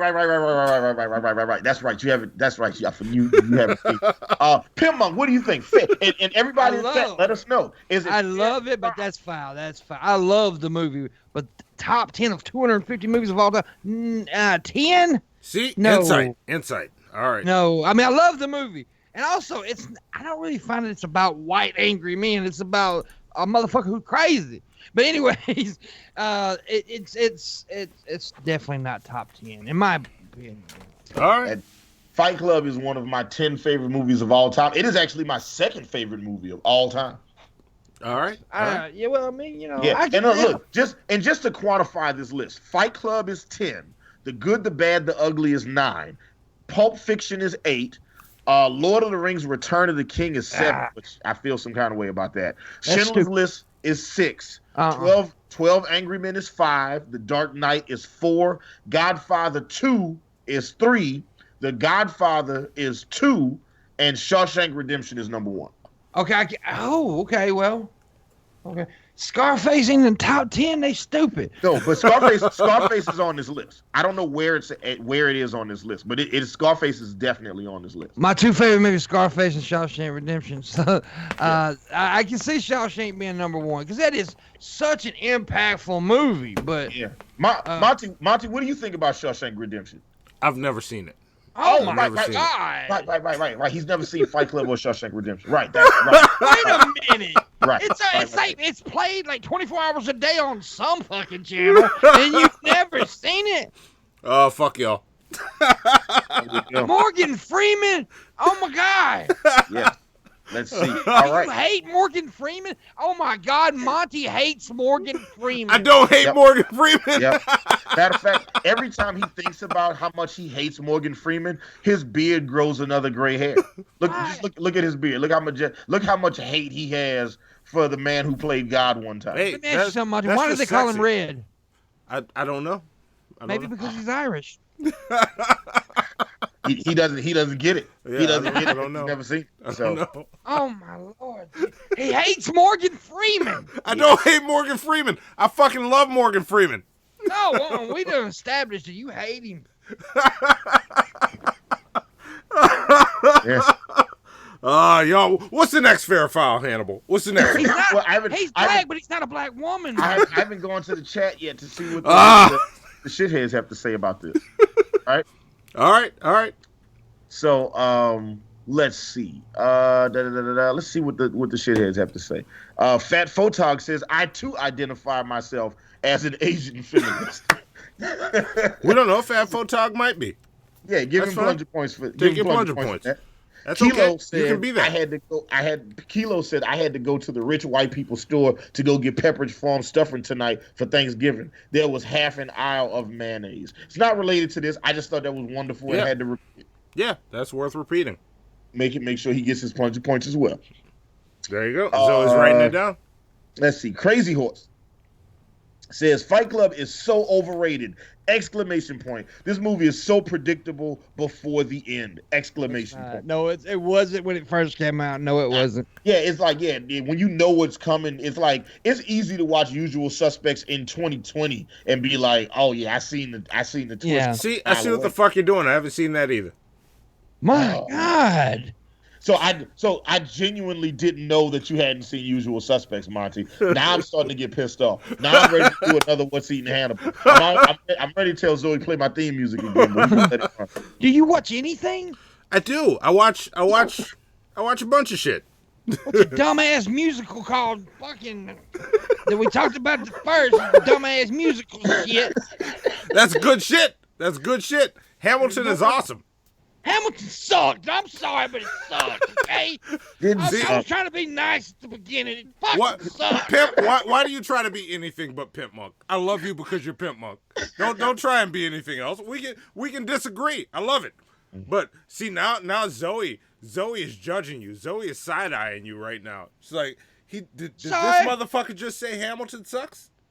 Yeah, Zoe. I'm like, calm down, Zoe. Calm down. Zoe, I don't care. Calm down. Calm down. Run from it's just Pimp, Zoe. It's just Pimp. Calm down. So look, Crazy Horse also calls foul on Fight Club being one of the 10 top movies of all time. And then look, so I want to go ahead and do this right now. Like, understand how this list is quantified, right? On a scale of 1 to 10. It's sort of like how we generate the ultimate comic book movie list right now. So right now on our ultimate comic book movie list, the movie that's Thank you very much. Rafi Senders. Thank you very much, birthday, Rafi Monty, and Red Eye is gay. Really? What? Yeah, that's how. I know why he's doing it because that's how I end my show every day. Red Eye is gay. That's the last thing I say on my show every day. And so thank you for Red Eye is gay. He's definitely gay. He's the gayest of the gays. Let's see. So yeah, the way they generate it is like, on a scale of 1 to 10, you get to rate these movies. And it just means that a vast majority of people that watched this movie gave it like a 9 or a 10. Yeah. That's why it sits that high up on the list. It's the same thing with Shawshank Redemption. People always be like, that's not the best movie of all time. Well, what movie's better than it? I'm just saying, it's like the movie, it's an A+ movie, right? Yeah. So at this point, we're just comparing it to other A+ movies. And all that means is the reason it sits at the top of the list is because the majority of people that saw it also felt like it was an A+ movie. And the same thing is true of the ultimate comic book movie list that Monty and I are working on right now. Right now, the #1 movie on that list is Spider-Man Into the Spider-Verse. Now, if you're asking me, do I think Spider-Man Into the Spider-Verse is the greatest comic book movie of all time? I'd be like, no. I definitely think it's one of the 10 greatest comic book movies of all time. But do I think it's the greatest comic book movie of all time? No. But here's the thing. Everybody that watched that movie gave it an A or an A+. That's why it's at the top of the mountain. Yeah. Yeah. And that's why Fight Club is number 10 on the list. Not because the majority of people that saw it gave it either a 9 or a 10 rating. And that's it. Yeah, that still doesn't do it for me. Yeah, I mean, that's it. I totally get how it gets quantified. I totally get it. And I mean, I also think that system, there's some things that's right with that system and there's some things that's wrong with that system. But, one fight at a time. Yeah, that's a whole bunch of incels on there voting. Probably. I mean, the movie is made for them, really, when you think about it. That movie was for incels. That movie was made for incels before incels was a thing, before they had a name. Exactly. Yeah, American Nightmare says fair. I was gonna get Monty some strippers, but they were only mixed ones, and I know how he likes them only pure white. Yeah, he likes them pure. There you go. That's great. Go ahead and give American Nightmare his plunger points. Dumb and Dumber says foul. Fight Club is great, but is it really top 10 of all time? That's what I was saying. That's exactly what I was saying. And look, I think that's a fair point, but I also understand how the system gets qualified. Zoe, and do you see my copy of Fight Club anywhere? I'm sorry, I meant to mute before I said that. It's all good. Mike says, I don't know, I've never seen it. Eager Beaver says foul. So many better movies. Super Saiyan says never seen it. Man, you guys are missing out. Rafi's Tender says foul. It's very influential and well made, but there's much better movies. All right, and I won't disagree. There are a lot of great movies that were made. I just think Fight Club is one of them. Good Will Hunting is not even. I don't understand that list. Dumb and Dumber says SpongeBob and System Strike are top 2 movies of all time. Just look. Here you go, right here. I own Fight Club. Here it is right here. See? Fight Club. Unopened. And you see the note on it? It was a Christmas gift from Barbie, who we had on the show. Yeah. And you didn't watch it. This is the reason I have not watched this movie. Wait. We'll get to that in a second, Monty. Okay. Hold on to that. I'm going to hang on to this. Hold on to that. We'll come. We'll tell the story of why Monty has never seen Fight Club. And you know what? I'm gonna let me just turn off the show Hannibal for a second. Monty has a reason. And it's a valid reason that he's never seen that movie. You know what I'm saying? Now, I think as a point of, I understand why he's never seen it, and I'll never actually push it on him to see it. Even though it is my second favorite movie of all time, and I want Monty's one of my best friends on the planet, so I want him to watch this movie. Before you say what you're going to say, I will say this right now. We are $62.50 towards one of our biggest stream goals ever. If, by the end of this episode, we hit that $500 stream goal, tomorrow, I will live stream me watching this if we hit the stream goal tonight. Man. Only tonight. If we hit it tonight, I will live stream me opening this, putting it in my PlayStation, and watching it. There you go. Yeah. So if you guys donate $438, there you go. He's real slick about this shit. He think he real slick. Yeah. You know I made $4,000. I made $4,000 in 1 hour. You can make this. So y'all go ahead and promote it. This is the last time I'm gonna say that's what I'm doing. But I will do it if the stream goal is hit tonight before this show ends. This show's not going late like usual, so you got limited time. Yeah. So. Give him the money. There you go. All right, let's move on to the next fair file. Monty, you ready for the next fair file, Monty? Well, you gonna let Monty explain why he didn't watch it or whatever? Do you want to explain to the people? Go ahead and explain. You want me to explain it now? Yeah, I would like to know. Yeah, go ahead. Okay. Pimp is a guest. So explain to him why. Explain to Pimpmunk and all of the shitheads watching on your birthday episode why you've never watched Fight Club. Yeah, so there's a long list of movies I haven't seen, and it's just because when it comes to watching movies, I'm really fucking lazy. Bottom line, I admit it, I own it, I know who I am. I used to work at a comic shop. I don't know if you knew that, Pimp. Did you know that? I didn't. Yeah, I used to work at a comic shop. I was the guy that would hand you your books every Wednesday. That was my job. And, Fight Club came up one day. Thank you, Penultima. Thank you, Penultima. Although, nickel chats don't go towards the goal. I got you. He says, no, no, that's okay. We'll make it go towards the goal tonight. Oh, shit. No. All right. Hannibal's counting. Hannibal's counting. He says, all get watching, birthday boy. All right. All right. That's sweet. So, but thank you, Penultima. That's awesome. So, it came up at the comic shop from the guy that owned the shop. He heard me tell somebody that I had never seen Fight Club. It became a thing, much like it's a thing with me and Hannibal. Oh. And he'd nag me all the time. And he'd always call me out. This motherfucker has never seen Fight Club. Never seen Fight Club. So we hired Barbie, who was a guest on our Nickelback show.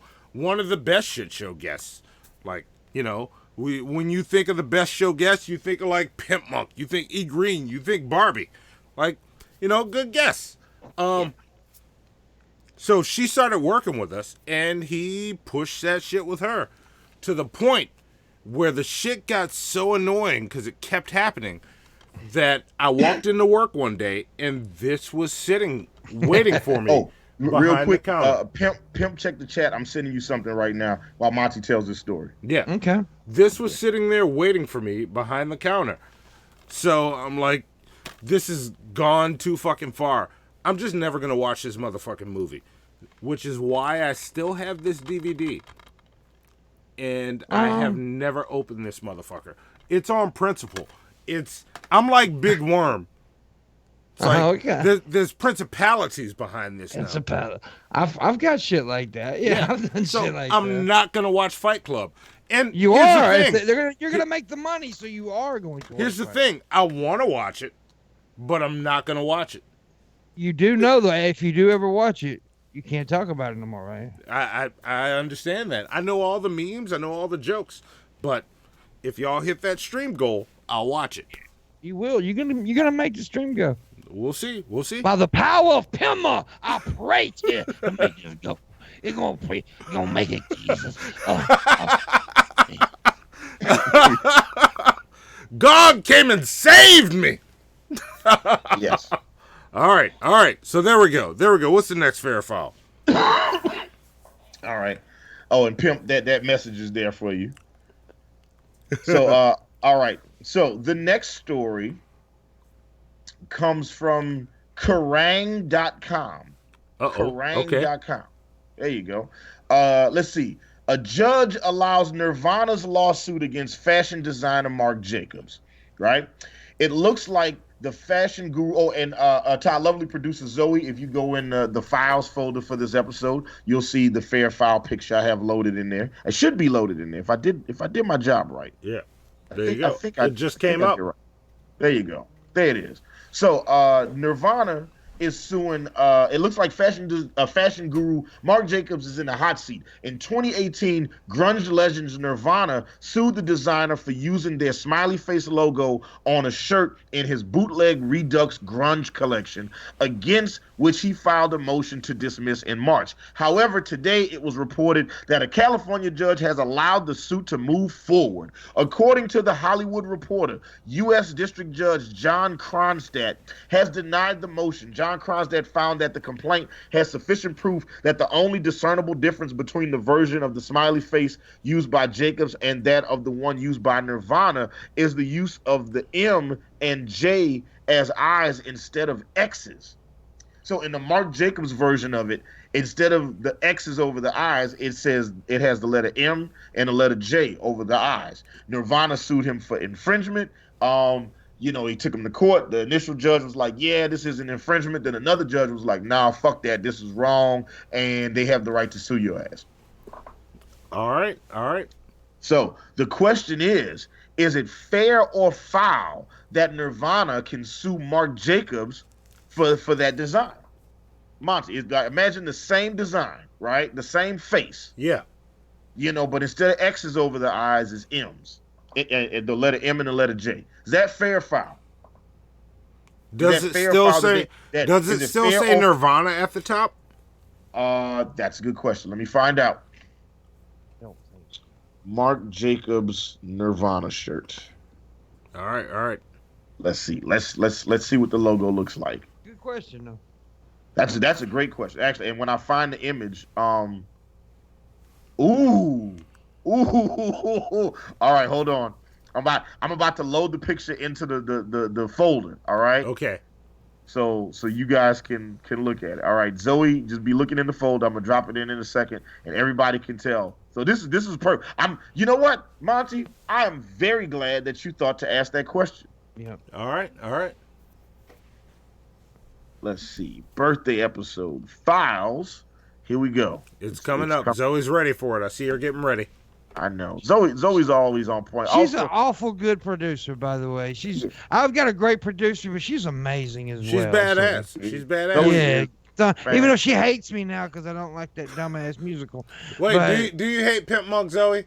Let me know. She just said no. She doesn't hate you. Oh, I love you too, girl. She's just giving you the side eye. That's all, Pimp. Oh, okay. As long as it ain't a punch and a kick, I'm good.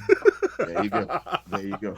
All right, so the image is loading now. So Zoe, as soon as you see it, go ahead and put that on the screen. All right. Yeah. So when you see the two of them side by side, you gotta let me know if you think this is infringement. Is it fair or foul that Nirvana sued Marc Jacobs for infringement for this design? And I'm gonna start before, while she looks for it to load. I'm all for the fair use laws. I think it's okay to alter someone else's design to, say something different. And the M and J in it seems like the type of thing that. There we go. Uh-oh. You might go full screen, Zoe, so everybody can see it. Yeah. Oh wait, what is? Can we zoom that a little bit? Yeah, that's a little far. I got bad eyes, girl. I'm old. Yeah, wait. See, you're gonna make me put my fucking glasses on. Oh, I don't know where they are. Oh, there you go. Oh, there we go. Oh, it's foul for Nirvana to sue him for that. That's foul. You think that's foul for Nirvana to sue? Yeah, this is the definition of fair use. As far as I know. And look, Nate Brody, if you see this episode and see this far into it, tell me if I'm wrong. Or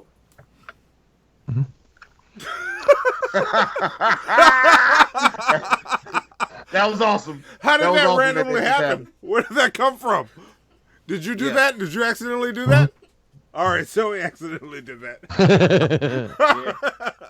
So Monty as the artist on this one, you're saying that this is fair. Yeah. It's foul for Nirvana to sue. Yeah, if that were my art, I'd say it's foul for them to sue. I think that's fair. I think that's very fair. That's obviously derivative from their work, and it's not transformative enough in order for it to be. Why don't you think it's transformative enough? Because the way the mouth is specifically, it's the way the mouth is drawn, and then the letters and the lettering and all that stuff. I don't think that's transformative enough. I think you got to pay them for that. But I think it says something totally different. The message that gives off is totally different from what the other one does. So it's transformative in that it means something else now. I don't think this falls into fair use. Yeah, so Nirvana is like. I could be wrong. I could be. I'm fine with being wrong. What's another word for Nirvana, Monty? Heaven, right? Yeah. Yeah. That's what. When I seen heaven, that's why I went ooh, because that is. Okay. And there's a difference between altering and then copying. Yeah, and this is interesting to me because the fonts are so close. The design of it is way too like. This is one of those things to me where Mark Jacobs needs to be like, look, guys, I want to do this, and I'll give y'all a percentage. Okay. Yeah. That's how. But I'm thinking about this from the perspective of a musician, right? Yeah. So I'm thinking of how different something has to be in from the perspective of a musician in order to call something an original idea thought. You know, and it's not parody either. Yeah. And I'm thinking from a comics point of view, it's our comedian style. I mean, you take like what's his name, the little Mexican dude that stole everybody's jokes. He didn't alter the jokes; he copied the jokes. Yeah. And this is almost copying right here. It's pushing it, man. This is pushing it for me. Yeah, this and is I'm close. all for fair use. I'm all for fair use. Yeah. But man, this is pushing it. All right, this is close. All right, and I know we're doing the show, so I have to be on with my opinions. I'm gonna stand by what I said, but I'm gonna sit on this a bit because I'm all for being wrong. If I'm wrong, I'll own being wrong. I need to sit on this a bit. I need time. I call fair on Nirvana being able to sue for this. Monty says foul. Pimp, what side are you on? Everybody in the chat. Okay. You think it's fair also? I also think it's fair. Also, Crimson is in the chat. Crimson 60620. What's up, Chip Crimson? What's going on, man? Luna's up in there too. Hey, baby. I saw you, Luna. Also, Luna and Red Eye. And look, Luna, Red Eye, we need to talk to both of you guys about next They week. hate you now. We don't hate you. They pushed you aside. We have not pushed you yet. We haven't officially made that decision. That's not true. If you was white, Luna, you'd still be on. That's true. Monty, I'm not gonna lie, that's true. That's what Monty feels in his heart. Look, I don't bring guests on for their looks or whether I'm attracted to them or not. I do. I bring guests on because they're fun. So I bring them on because I might get a blowjob. See, I don't do that. I don't do that. So. Yeah, but you're a family man. You're a good man. I'm not a good man. Give Pimpmunk plunger points for that. Yes, Pimpmunk does get plunger points. So what do you guys think? Is it fair or foul? Let's look at the chat. Let's see what everybody says. Let me go back. Let me see. All right. Here we go. Sir Marvin Manister says foul because fuck Nirvana. Damn, bro. Shit. Hypothesis says, I thought Kurt Cobain wasn't about money. That's true. That's a fair point. You know, he might not be about money, but Dave Grohl is like, give me all my checks. Yep. Kilo says foul. I think it's transformative enough. American Nightmare says fair. Monty, either watch Shawshank Redemption and Fight Club, or you will get no more white women. I swear I will make this a reality. By the way, I see your weed there, dreadlocks. That ain't shit to me. Yeah. Give American Nightmare. And I'm the only person that makes me laugh, so that's pretty good. Dylan the Pickle says foul. Fat Photog says foul. Fuck Courtney Love. Crazy Horse says Kurt was a coward. Fuck him, and they should make all the money. Kurt's not suing. Damn. Kurt is dead, all right? Yeah, Kurt Cobain isn't suing. But as much as I love Nirvana, I will agree with the sentiment of, the cowardice. Okay, I see a theme going on here, Hannibal. They're all agreeing with Monty now because his little birthday thing. It's a little thing. They all feel sorry for his white ass. My white ass? What the fuck? Yeah. There you go. Give Pimpmunk some more plunger points. I like that. Dylan the Pickle says fair if it says Nirvana. So he only thinks it's fair if Mark Jacobs said Nirvana instead of Heaven on top of it. If all he did was change the X's to M and J's, then that's okay. Hypothesis says foul because it's transformative. Also, Kurt wasn't about the money. Penultima says fair. If Harvey Ross Ball, the creator of the smiley face, he thinks it's fair if Harvey Ross Ball, the creator of the smiley face, can sue Nirvana. That's a great point. If the guy who created the initial image, has the ability to sue, then they can sue Mark Jacobs. See, that leads into another fair foul because I don't think anyone should own the smiley face because people have been drawing that shit before that motherfucker claimed it. So yeah, and this is true. There are things that can be copyrighted and trademarked and registered that definitely shouldn't be able to. You know, Warner Brothers owns "Happy Birthday." Yeah, the song. Yeah, and like if you remember, a good friend of mine, Lauren, I can't remember her last name right now. Lauren Haydell now, got sued by the NFL for using "Who Dat." Who that? Yeah, I When remember the Saints that. went to the Super Bowl. It's a good friend of mine. Yeah. And you know, people want to. By the way, Saints didn't start that shit anyway. It was the Bengals.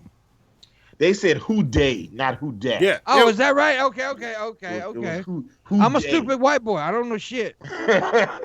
Yeah, look, Who Dat? Who Dat is a New Orleans thing. Like, my grandmother would say "Who Dat" instead of "what" when people ask her questions. I got an idea though. Can I tell you my idea real quick? What's the idea? I'm gonna copyright racism, so I can be the only person on the planet that can be racist. Do it. Do it. Do Pimp. it. Get that copyright on racism. Yes. Pimp. Yes. That is low key a brilliant fucking idea. That you know what? Give Pimp his plunger points for that. Let's see. Dylan the Pickle says file. Eager Beaver says file. Super Saiyan says file. Seems like a lot of people agreeing with Monty on this one that you can't copyright that. Rafis Tender says this reminds me of the Warhol Campbell soup copyright debate. Yeah, this is in that ballpark as well. Yeah. Crazy Horse says fair use. If you were smart, you would have made that shit. You didn't. So bad, so sad. Dylan the Pickle says they don't own the font. Right, which is also a good point. See, now you guys are making some good cases for this, but this is the my counter case for this, right? No, I know, because I'm about to counter case it and then disagree with my own point. Also, we have 71 people watching Monty's birthday episode. There are more people watching Monty's birthday episode than they watched Hannibal's birthday episode. And just realize, guys, Monty said if we meet the stream goal tonight of $500, he will watch Fight Club. Right? He wants y'all to give us that. That's how much he doesn't. He knows that he's not gonna have to watch Fight Club. He believes in his heart that he's not gonna have to watch Fight Club. But you know what? I expect y'all to surprise him and then fuck him up and be like, guess what, motherfucker? Go watch Fight Club. Because the first rule of Fight Club is you watching Fight Club tomorrow, bitch. Mm-hmm. That's the first rule. I'll watch it tomorrow and live stream it. You don't know if that's the first rule or not. You ain't never seen the movie. I don't know. All right. I don't know. Let's move on to the last fair file story so we can get on to the rest of the segments, right? That's a good one. And you know what? You know what I love about this show is talking to you guys, talking to everybody in the chat, talking with our guests. It was like I was all the way on the side of this being copyright infringement of Nirvana. Mark Jacobs needs to pay for that shit. But the more we talked about it, now you've got me reanalyzing my position, thinking like, oh shit. Like, so here's the thing. Mark Jacobs clearly patterned his design off of the Nirvana design. That's very obvious, right? Yeah. It is obviously derivative from that specific source. The question is, the question that I was thinking of it from the point of view of, if he derived it from that source, should they be able to sue him? But the question I should be asking is, should they even have the right to trademark that logo in the first place? That's the actual question we need to be talking about. And I wasn't thinking about that until you guys posted it in the chat. So, yeah. So this is why I love you guys. You guys give me altered perspectives on different things. Slightly different outlook. Yeah, slightly different outlook. Yeah. Also, if you guys are watching us on the Brave browser, go ahead and send us over those bets. Send us a nickel chat, send us a Streamlabs, join us on Patreon for $2 a month. You get to catch the pre-show that we didn't do today, but we will do all other pre-shows. Like we'll be doing pre-shows all this week and next week. So you guys can give me all next week and the week after that. So yeah, go ahead and send us some money because this show ain't cheap. You know what I'm saying? Not. But let's go ahead and do our last fair file. Do it.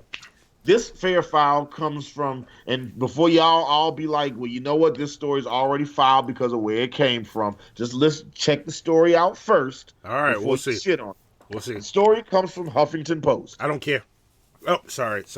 Go. There you go with that bullshit. That's not even a fair file. Okay, here we It's go. a great news organization. This article is called "The Problem with." Thank you, Create Beats.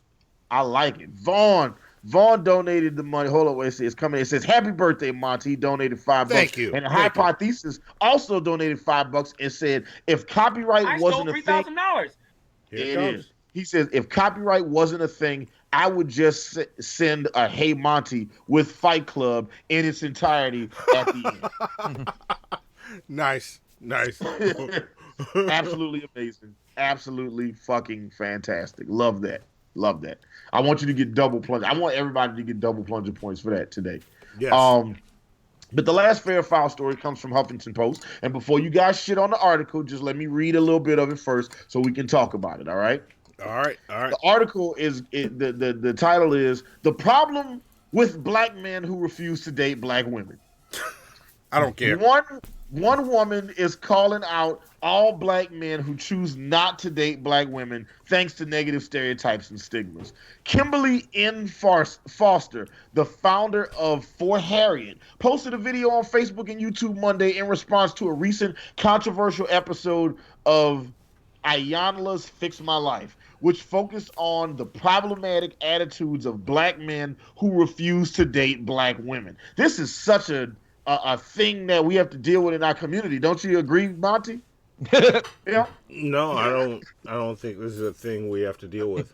No, it's not. Okay. Well, all right. Well, let's just keep reading. Host Ayanla Van Zant spoke to 3 black men for the OWN show, which aired on September 17th as a part of a retreat meant to get to the root of the issue while also dispelling the angry black woman myth.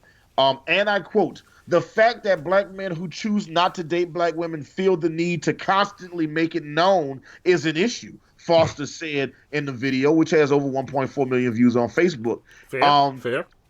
The 3 men in question admitted to Van Zant on the show that their bias against black women was due largely to past experiences as well as negative preconceived notions. One of the men, 28-year-old Bo, that's hilarious. His name is just Bo. Yeah. Said he doesn't date black women because a black dude named Bo. Yeah.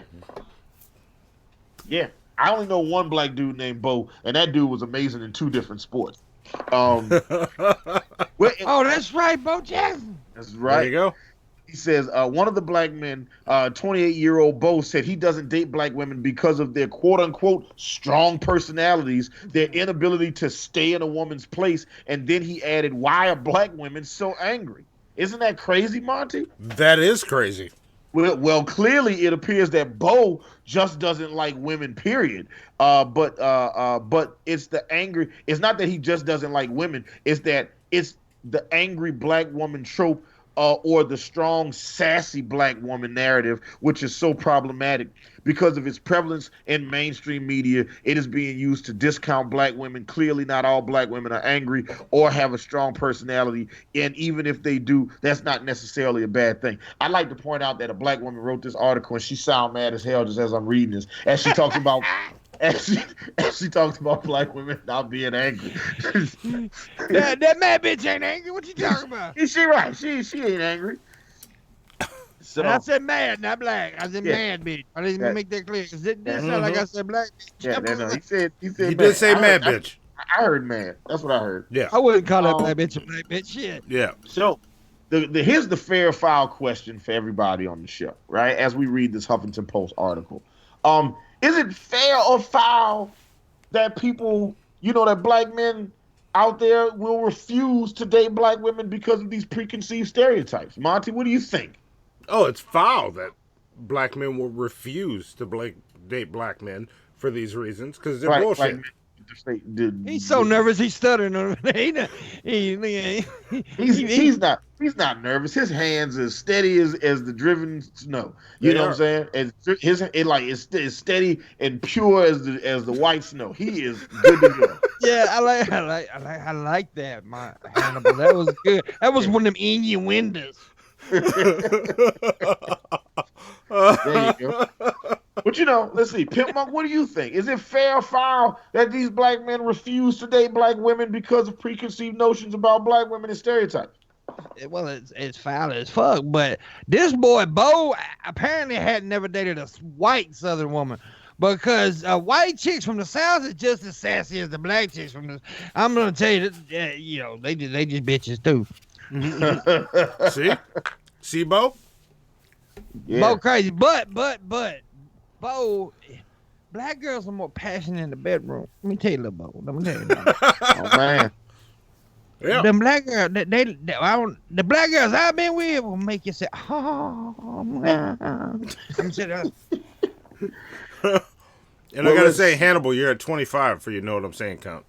No, I can't be. I haven't said know what I'm saying that you many said times. know what I'm saying too much. You know what I'm saying? I don't know what you're saying, man. I don't know. Know what I'm saying? Yeah, that just Trailer it doesn't- Park Boys love it. Anyway, sounds hard to believe.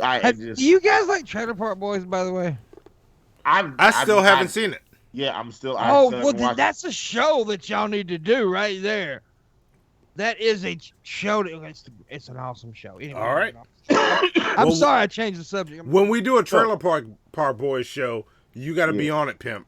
I Y'all will. heard it here And by the way, first. you know, I brought up the Officer Down show too. You also need to bring Red Eye on there because he's a fan of that movie too. All right. And yeah, Officer do Down, it. Trailer Park Boys. I'm telling you. We could do it. Like Pimpmunk Red Eye, you know, as we talk Officer Down, I'm with it. But Luna's stupid because she hates the movie Officer Down. Damn, All right. Luna.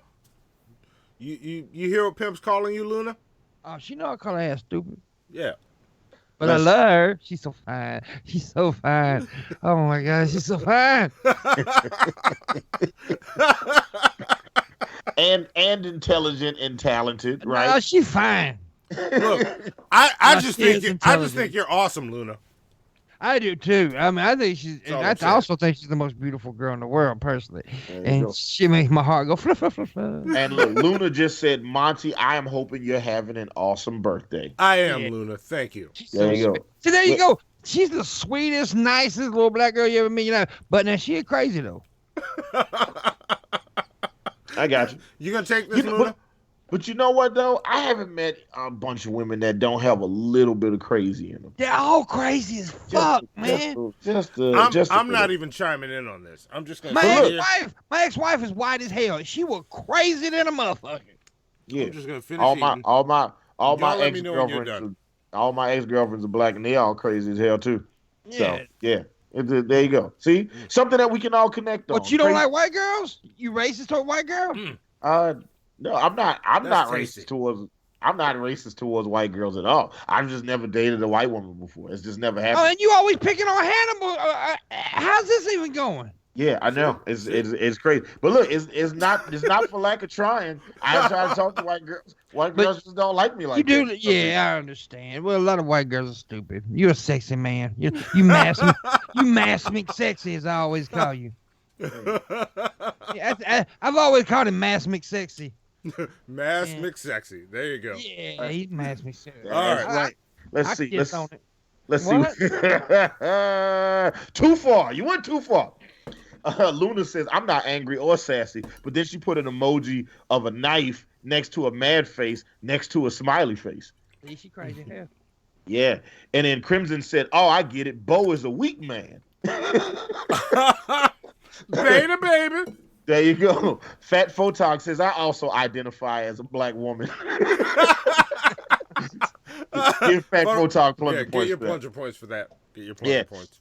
Hrothgar the Dane says, do black women own black men? It seems like she wishes it were so. Do you think she wants own? I don't think so. Chris Rock actually said it best, and I'm glad Hrothgar the Dane brought that up. Chris Rock actually said it best.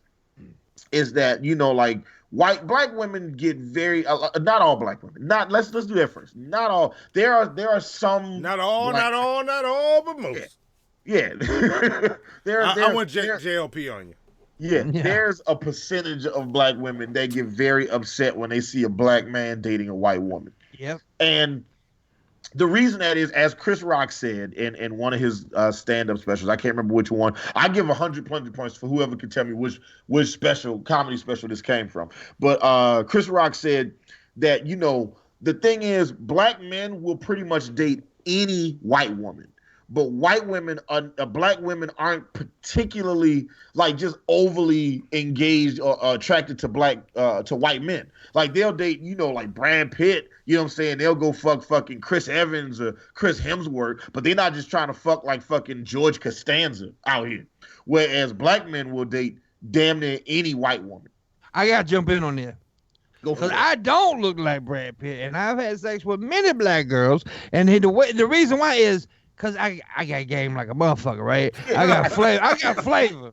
Yeah, that yeah, you definitely got the flavor. Yeah. You the Pimp does have spicy flavor. mayonnaise. You the spicy mayonnaise they put on the Popeye I chicken. was always the token white boy though. I was like the only white dude in the black club up in the China dance, looking like fucking Elaine. Oh yeah, look, I used to have a white rapper that I used to manage, and whenever we would go out, there was always some black girl at the club that would be like, "Man, I'm gonna fuck him." Yeah, they want to see what that white meat is all about. So you know what? I'm always having thighs and legs. I want some chicken breast tonight. Goddamn it! Yeah, well, yeah, but now also it's changing too. And when Chris Rock said this, it was like that. Even in the South now, you're seeing more white guys with black girls. Yes. Things are changing, which is good. You know, I want a melting pot. I want a big orgy where every race just fucks each other. There you go. See? There you go. The only race I have not been with yet is an Asian girl. Well, we gotta make that happen. Gotta make that happen. We gotta make that. We gotta make that take place. There you go. We gotta do that. Let's see. American Nightmare says foul. If hey dreadlocks, I heard you copyrighted the term white tiger. Go get some of that. go. Oh, sorry. He says foul. Hey dreadlocks, I heard you copyrighted the term the white tiger. Copyrighted the term the white tiger. Go get some of that pussy tiger. And Hannibal, my Chihuahua's black, and he's named Bo. There you go. And he's studying Bo, Beaux. Give him like a double set of plunger points. There you go. When you say white tiger, the first thing I thought is great. That was Hrothgar the Dane. Who is that? No, Who is that? That was American Nightmare. That was American Nightmare. Rockface Tender says fair, more black women for me. There you go. See, that's the way you think about it. Fat Photog says I like dark meat. Luna sent you a smiley face with the tongue out, pimp. Yeah. There you go. Dylan the Pickle says fair. Let people do what they want. Mike says date. He said bait black women. Monty 2019. There you go. Wow. Monty. Damn. There you go. All right. Let's see what else we got. Is that all the fair files? Penultimate says once you go white, a higher credit score is in sight. Plunger points. That's not true. Wow. Yeah, I got a po-ass credit score over here. That's because you mix. You just make you black on the inside. Well, I'm a vanilla colored brother. That's all it is. Hey, listen. I love it. I love it. There you go. Yeah. All right. Crimson says foul. I won't want some weak woman. He said I don't want no weak black woman. Black, white, or green. Let's see. Vicious E says it's fair because there's plenty of fish of different colors, just like Dr. Seuss said. and black women will be fine as long as they date young enough. Yep. There you go. It's fair to date who you want, but the way he said it is foul. The way this guy Bo said it, it's fair to date who you want. Yeah, look, Bo went in. Bo went in too much. I'm like, come on, bro.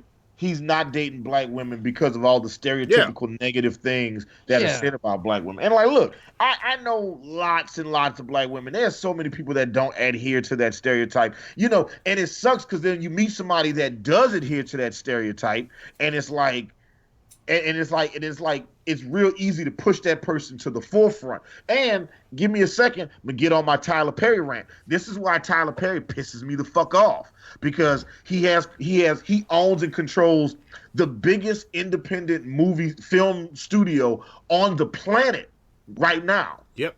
And he makes these movies that perpetuate all these negative stereotypes about black people, right?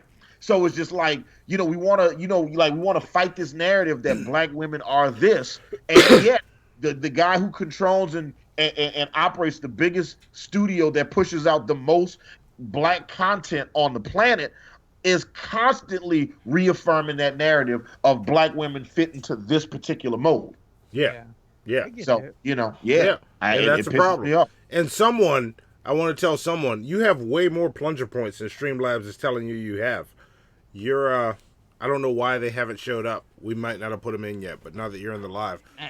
Oh, and can we they're say not in Tyler yet. Perry All right. sucks too? By the way, I'm Yeah, just he saying. told 1,000% sucks. Yeah. 1,000. His movies are terrible. They like Horrible. Monty and I did our terrible challenge, and our torture challenge for the month of February.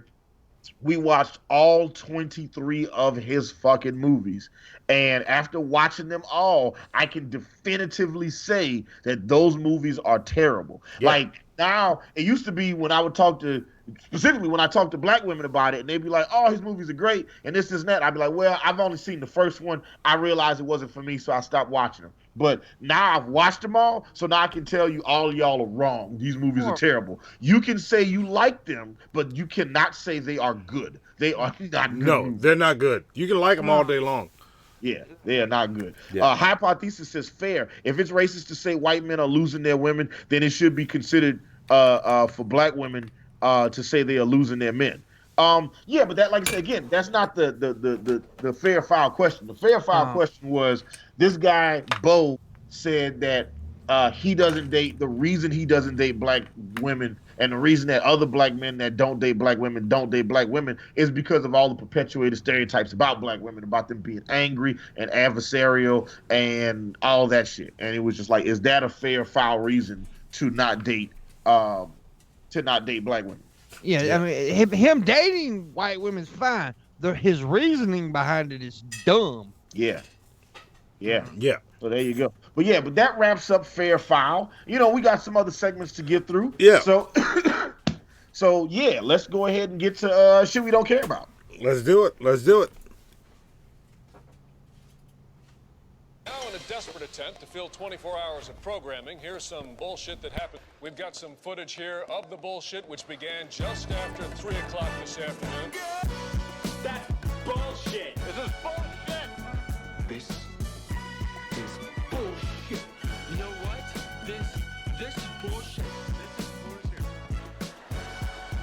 This is bullshit. This is bullshit. This is bullshit. Everything that guy just said is bullshit. Thank you.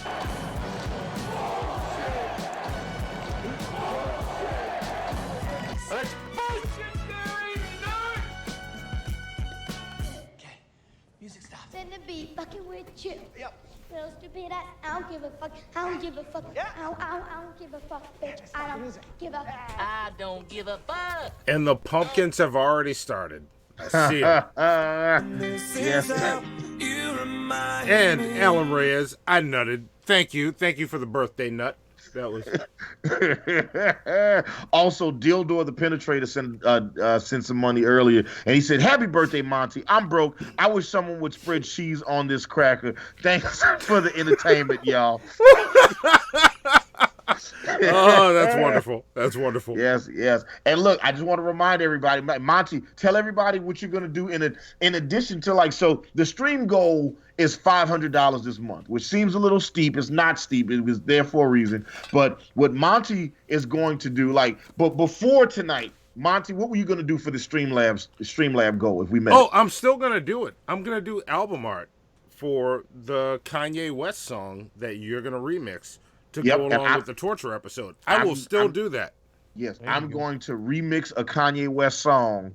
I'm gonna make a beat for it. I'm gonna get one of his acapellas, make a brand new Kanye West record out of one of his existing acapellas. Monty's gonna do the artwork for it. In addition to that, Monty also made this proclamation today. Yeah. Monty, tell the people what you told them. It happens tonight, and we are past the halfway mark, so y'all got work to do. But if we hit the stream goal tonight, I will crack open this DVD of Fight Club that was gifted to me about 4 years ago. See, it still says on Christmas. Still says Merry Christmas, Monty from Barbie. I will crack this open and watch it. Live on stream. Destruction Inc. says, since it's Monty's B-Day, read the Pumpkin article. And American Nightmare says, read the Bigfoot article. I don't want those articles for our birthday. But let's see what we got. We might have some stuff that needs to be read. So the way fair foul works, all right, shit we don't care shit about. we don't care about. Thank you. Man, you Monty. don't even know Thank what damn segment you in now. I know. I don't even know. I'm doing. You know what? And this is what happens. This must be what Monty feels like all the time, running all these segments at the same time that you get distracted and you say the wrong stuff. I totally understand, Monty. You giving Monty too much credit. It's all Zoe. Come on. It is. You know what? And you know what, Pimp? When you're right, you're right. You've been right so many times today that I I'm can't. white. Well, no, I mean because I'm right. I'm sorry. Oh. Look. All right, here we go. So check it out. The way shit we don't care about works is just like with Fair File. Every day I do a deep dive on the news. I find these news stories, and I wonder to myself, who gives a shit about this story? So I randomly grab some articles, right? And I'm going to read you the headline, and you let me know if you give a shit or you don't give a shit. If you give a shit, I will read the article. But if you don't give a shit and enough people in the chat don't give a shit, you know, like if enough people give a shit, I will read the article. But if nobody gives a shit, then I move on to the next story. This is normally our fastest segment, but who knows? Maybe today, I don't know. Maybe today will be different. All right, here we go. Let's see what we got. All right, you ready, Pimp? I'm ready. I'm ready. All right, here we go. I'm ready. The first story comes from Eurogamer.net. Okay. Right? That's different.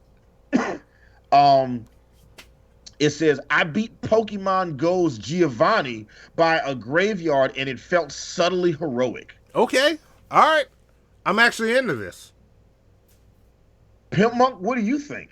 I don't give a shit. Yeah, I don't give a shit either about this story. And let's see. It's looking like it's looking like, well, I know we're on a delay. We don't want to wait. And so we'll just, I'm going to close this one out now. And then we'll see. If the chat cares about it, then I'll go ahead and come back to that one later on today. The next story comes from Destructoid.com. Destructoid.com. Kingdom Hearts 3 demo includes one of the best worlds. Oh, shit. Yes. I care about this.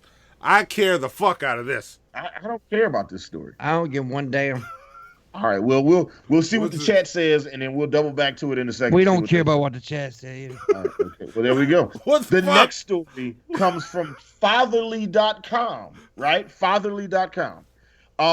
Transformers, the movie in the 80s, taught 80s kids about death in a brilliant way. It's also never been topped.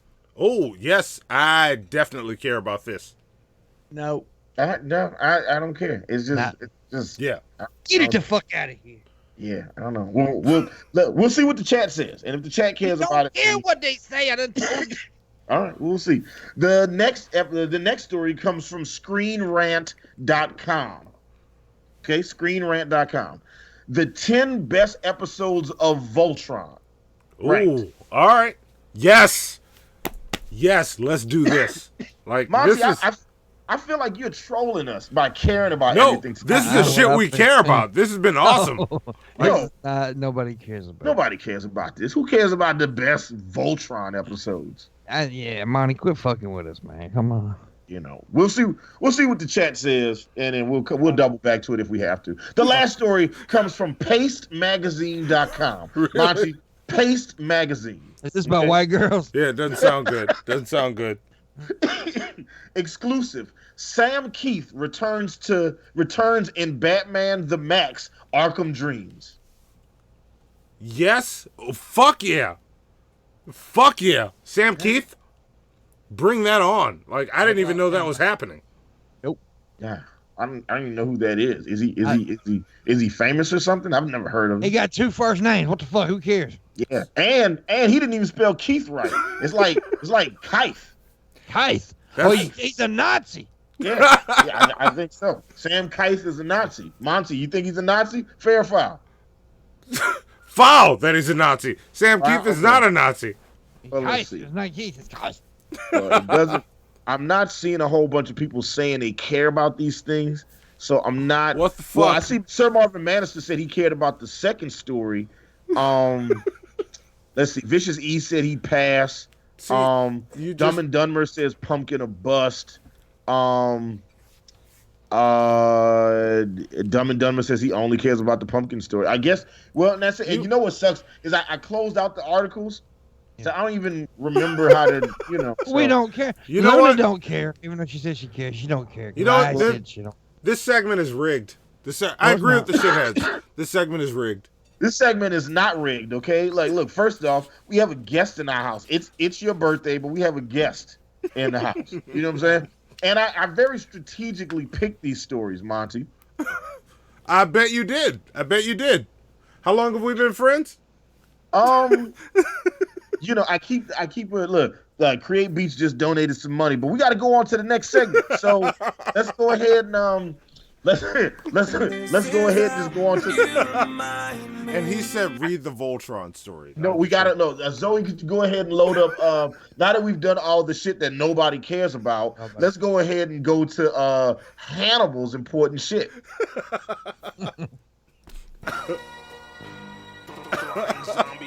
Segment's rigged. Talk Radio and Team MFN proudly present Hannibal and Monty's Action News with L. Damon on sports, Keith, the man on the street, meteorologist scientist Mel on weather, and Hannibal and Monty's Action News anchors, Hannibal and Monty. And now, here's This is how you remind me.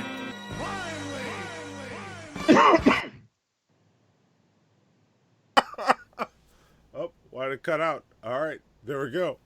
There we go. All right. So here we are. And also, thank you, Juju B and Create Beats or Jill. Jill, what time are you getting in? Like, I've been waiting for you to show up for my birthday. When are you coming in town? But there you go. Yeah. Look, Kilo, look at that. He said, Kilo says, Hannibal, please. I actually want Monty to hear the Voltron. Look at that. See? Oh, Sir Marvin Manister, Team Monty, because this shit is rigged. Look at y'all. That ain't make sense. Rigged. # Team Monty. You guys don't have to encourage him on his birthday. All right. We don't. How is it rigged? I didn't even know what the hell they were gonna talk about before we got here. So how is it rigged? Exactly. They're just out to get me. They're just out. They're trying to keep a brother down. You ain't a brother. What you mean? Oh, you date is white. I am definitely more black than your ass. Okay, so here we go. So this for Hannibal's important shit for Monty's birthday episode today. I decided that the way we do this segment is normally Monty will find 4 stories, right? Yes. He'll find 4 stories. 3 of them will be true, and 1 of them will be false, right? 3, three true stories, 1 false story. He makes 1 up, and you guys get plunger points if you can guess correctly which of these 4 stories is the fake story. Now, because Monty and I are close friends, what I've done is I've done some digging into Monty's history, right? So what I'm going to do is tell 4 stories about Monty. 4 embarrassing stories about Monty. Fuck. This is 3 of these stories. I want to say this is why you should not start YouTube shows with people that you've known a good bit of your life. What stories are you going to tell? We haven't discussed this beforehand. 3 of these stories are real, and 1 of these stories is a lie. So I'm going to tell you guys these stories. Now I'm interested. And you guys have to guess which story is the lie. And because it's Monty's birthday, whoever gets this right, every shithead that can guess this story correctly. See, what's great about this one is you fuckers can't Google this shit ahead of time. I want to know what stories you got. I don't know. Yes. I know. Monty has no idea what I'm about to say right now. This is amazing. Yes. So I got 4 stories about Monty. 3 of these stories are completely truthful, and 1 of these stories is completely made up. And you guys have to guess which of these embarrassing stories is true, which embarrassing story I'm about to tell is made up. Are you ready? Yeah, but you didn't tell what the winner get. What they get though. The winner is going to get 250 plunger points. Fuck, 250. Write that down, Zoe. Pay attention. Yes. 250 plunger points. And they can that 250 can go to multiple people. Mm-hmm. Yes.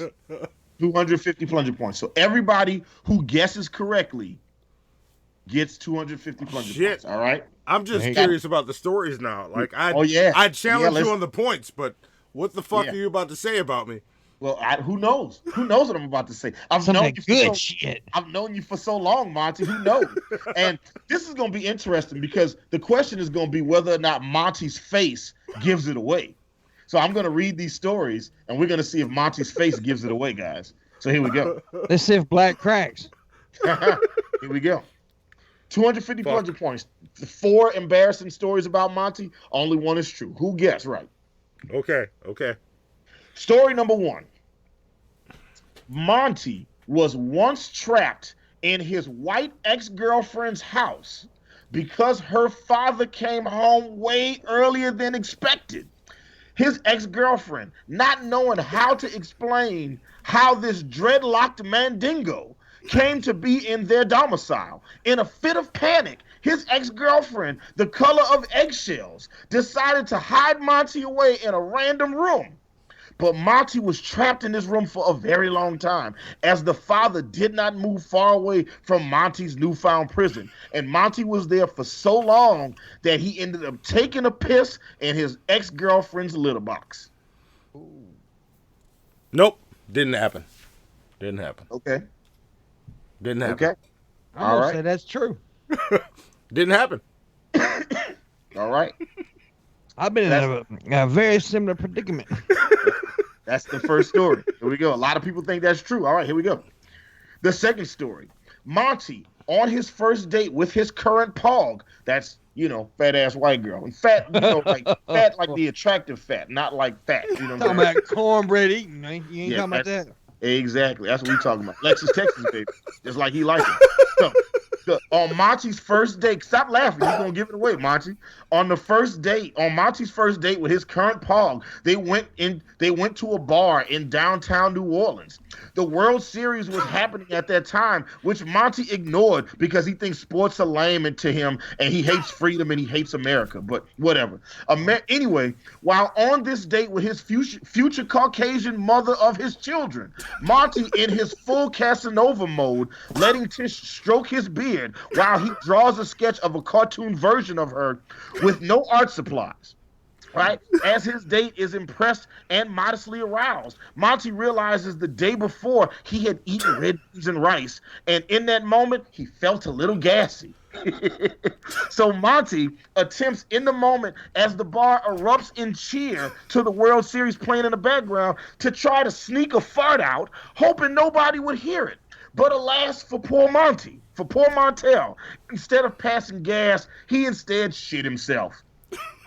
Realizing what he had done, stop laughing, Monty. Realizing what had just happened, he excuses himself to the nearest restroom, where he proceeds to remove his tainted underpants and throws them in the bathroom trash can. Nope, didn't happen. That happened like a motherfucker. Did not happen. All right. Story number 3. Here we go.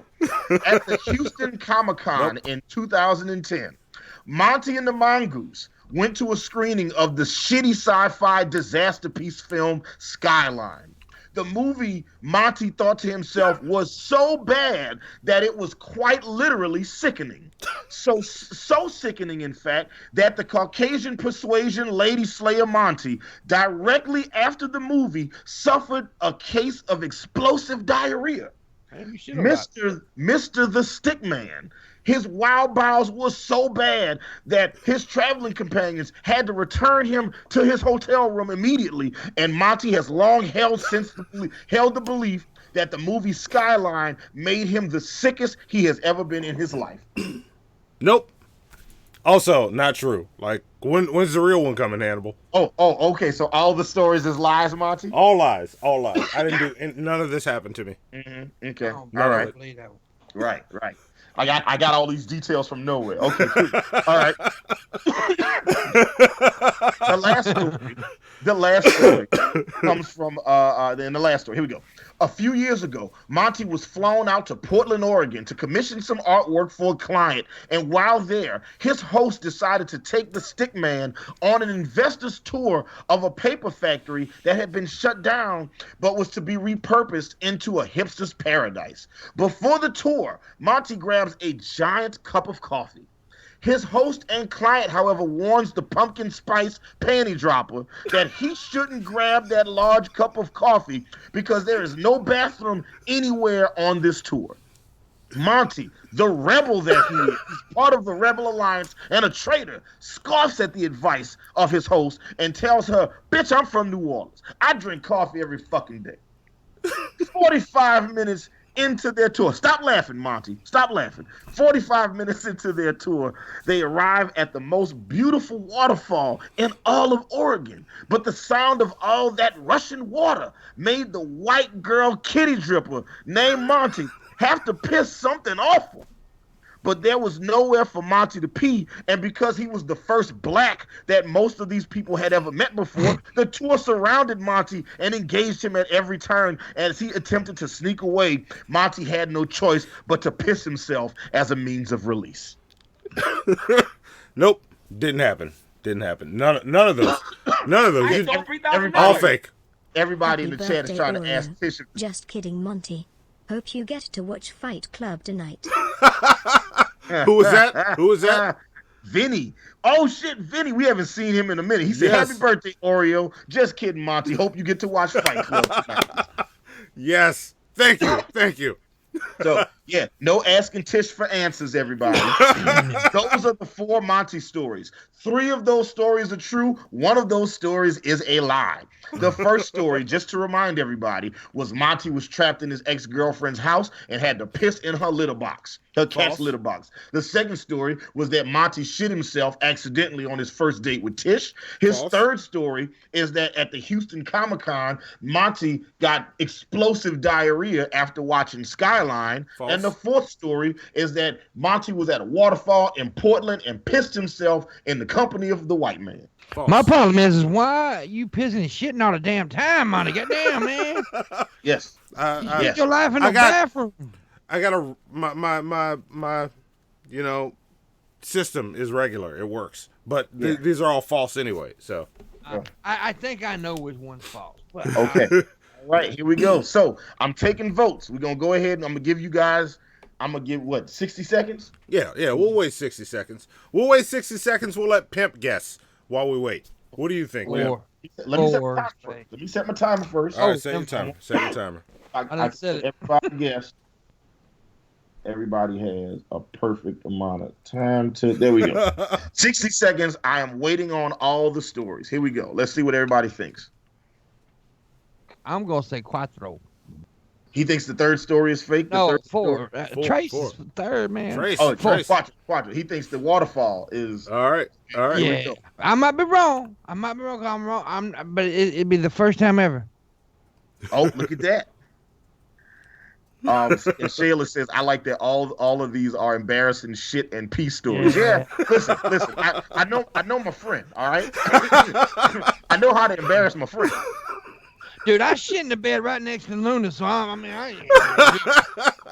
There you go. There you go. 250 plunger points to the persons that can guess this right. Y'all got 10 seconds left to throw y'all picks in. Let's see what we got. All right. 4, 3, 2, 1. All right. Oh, I wanted the alarm tone to be so much more glorious. Yeah, that was a gay ass. See, I never have an alarm tone that sounds like that. Mine would be way more manly, Hannibal. All right, here we go. So the numbers are still coming in. I'm gonna wait a couple seconds before we start announcing to people what it is. All right. All right. Man, there's like a piece of hair in my mask that keeps rubbing up against my eye and it's sucking off. All right, let's see. I see different numbers coming in all across the board. All right, this is good. I like this. I like this a lot. Okay, here we go. All right, to our lovely producer Zoe, how about we start letting the people know? Let's let the mongoose who Monty was the best man at his wedding. You got the mongoose in on this? Yeah, I got Fuck the mongoose in on this. Fuck I you. had him send us some video. So the mongoose. Let's one by one let everybody know some of these things. So go ahead and start playing some of those videos, Zoe. Oh fuck. Oh, there you go. The story about Monty being trapped in a closet and only having a kitty litter box to pee in while waiting for an ex-girlfriend's dad to leave is true. Fuck you. Fuck both of y'all. Yes. Yes, Monty. What was it like being trapped in your ex-girlfriend's house and not having anywhere to piss? Yo, fuck you. It sucked. It sucked balls because I had to pee really bad, and this motherfucker would not leave his chair. Like, he sat there reading some shit, and I'm like, come on, you were supposed to be gone. I got to get the fuck out of here because I got to pee. And I almost burst through the door and said, fuck it, do what you're going to do. Let me pee first. Then I saw the litter box. But fuck y'all for putting this out here. I got a question. Go ahead, Pimp. I was going to ask, is Hannibal the only black person you know? No, he's got plenty black friends. Yeah. Monty has over 7 black friends. Fuck you. Fuck you. I said over 7. You know what I'm saying? It is like over 7. It's way over 7. That's the starting 5 of a basketball team and then 2 replacements. That's 2 backups. There you go. It's way over 7. All right. Well, that one is true. Go ahead, Zoe. Go ahead and play the next video from the Mongoose. Hey, everybody. So this story about Monty watching Skyline getting sick is true. Yes. Monty got the sickest he ever got after watching Skyline. Give the people the details, Monty. Yeah, we were working that con, and fuck y'all, by the way. We were working the con. I was sitting in the chair like 20 minutes into the movie. I got up, I looked over, I'm like, I just got to get up and go to the bathroom. I went to the bathroom, and no details. It was ugly. I came back, and I spent the entire time sitting in the seat just going...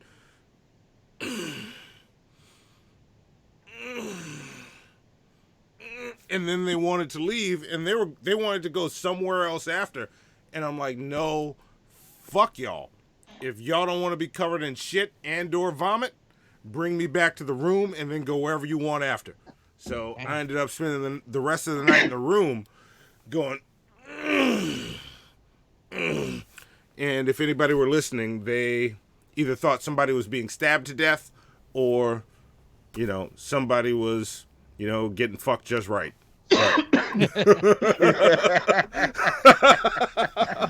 So stabbing to death and having good sex sounds exactly the same. Oh, yeah, they're pretty close. I think they're pretty close. Yeah. Yeah. All right, here we go. And the last story. Go ahead, Zoe. Run it. The story about Monty peeing in a waterfall is true. Fuck y'all. Yes. Also, 100 points to Penultima. He says Monty painted the skyline brown. Yes, I was did. wrong. Yeah, Pimp was wrong. Monty, what was the circumstances of you pissing on yourself? What did you do after you peed on yourself at this group? How did you pull it off? Like, what happened after? Walk me through it. So you're at the waterfall. You got all this rushing water. You got to take a piss. Nobody leaves you alone. What did you do? So what I did was I kept pulling myself away. At one point, the host, the woman that brought me there, was like, "What are you doing? Why are you just walking around like this? This is where people get their pictures." And I'm like, "I know. I get it. I didn't say that, but this is what I'm thinking. I get it. I understand." And I walked up, snapped a quick picture of myself. That gave me time to break away from the random fucking conversations that kept happening. I broke away, and I found this place to lean. And, fuck you for making me tell this story again. But I ended up, I leaned in a way where it was like, I don't know if you can see my elbow here, but I was like, I got on this rail, and I just kind of leaned and tilted my pelvis toward the waterfall. There were people behind me talking and pointing at shit, but they still knew I was there. And I just focused my gaze on the waterfall while trying to solve the problem. So I went full MacGyver. I got this half-full cup of coffee in my hand that I'm not going to finish drinking. because I have to pee. I was wrong when I told her that I could handle it. I had accepted that at this point, and the only other thing I had was the jacket, shirt, and pants that I was wearing. And so what I decided to do was pop the cap off the coffee. So that's what I did. I kind of tucked the coffee in, dropped my dick in the coffee, and let go. The relief hit me, and then I realized after a few seconds that this coffee cup wasn't getting any heavier. So I looked down. I stole $3,000. Yes, we'll read that in a second. I looked down, and I realized that when I dropped my dick in the coffee, I had wrapped my shirt around the motherfucker. So piss is not pouring into the cup. It's bowling into the shirt and pouring down my pants.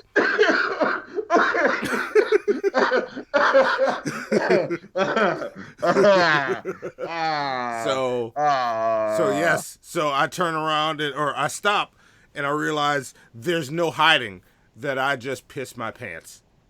So, because piss covered all of it, including my shirt.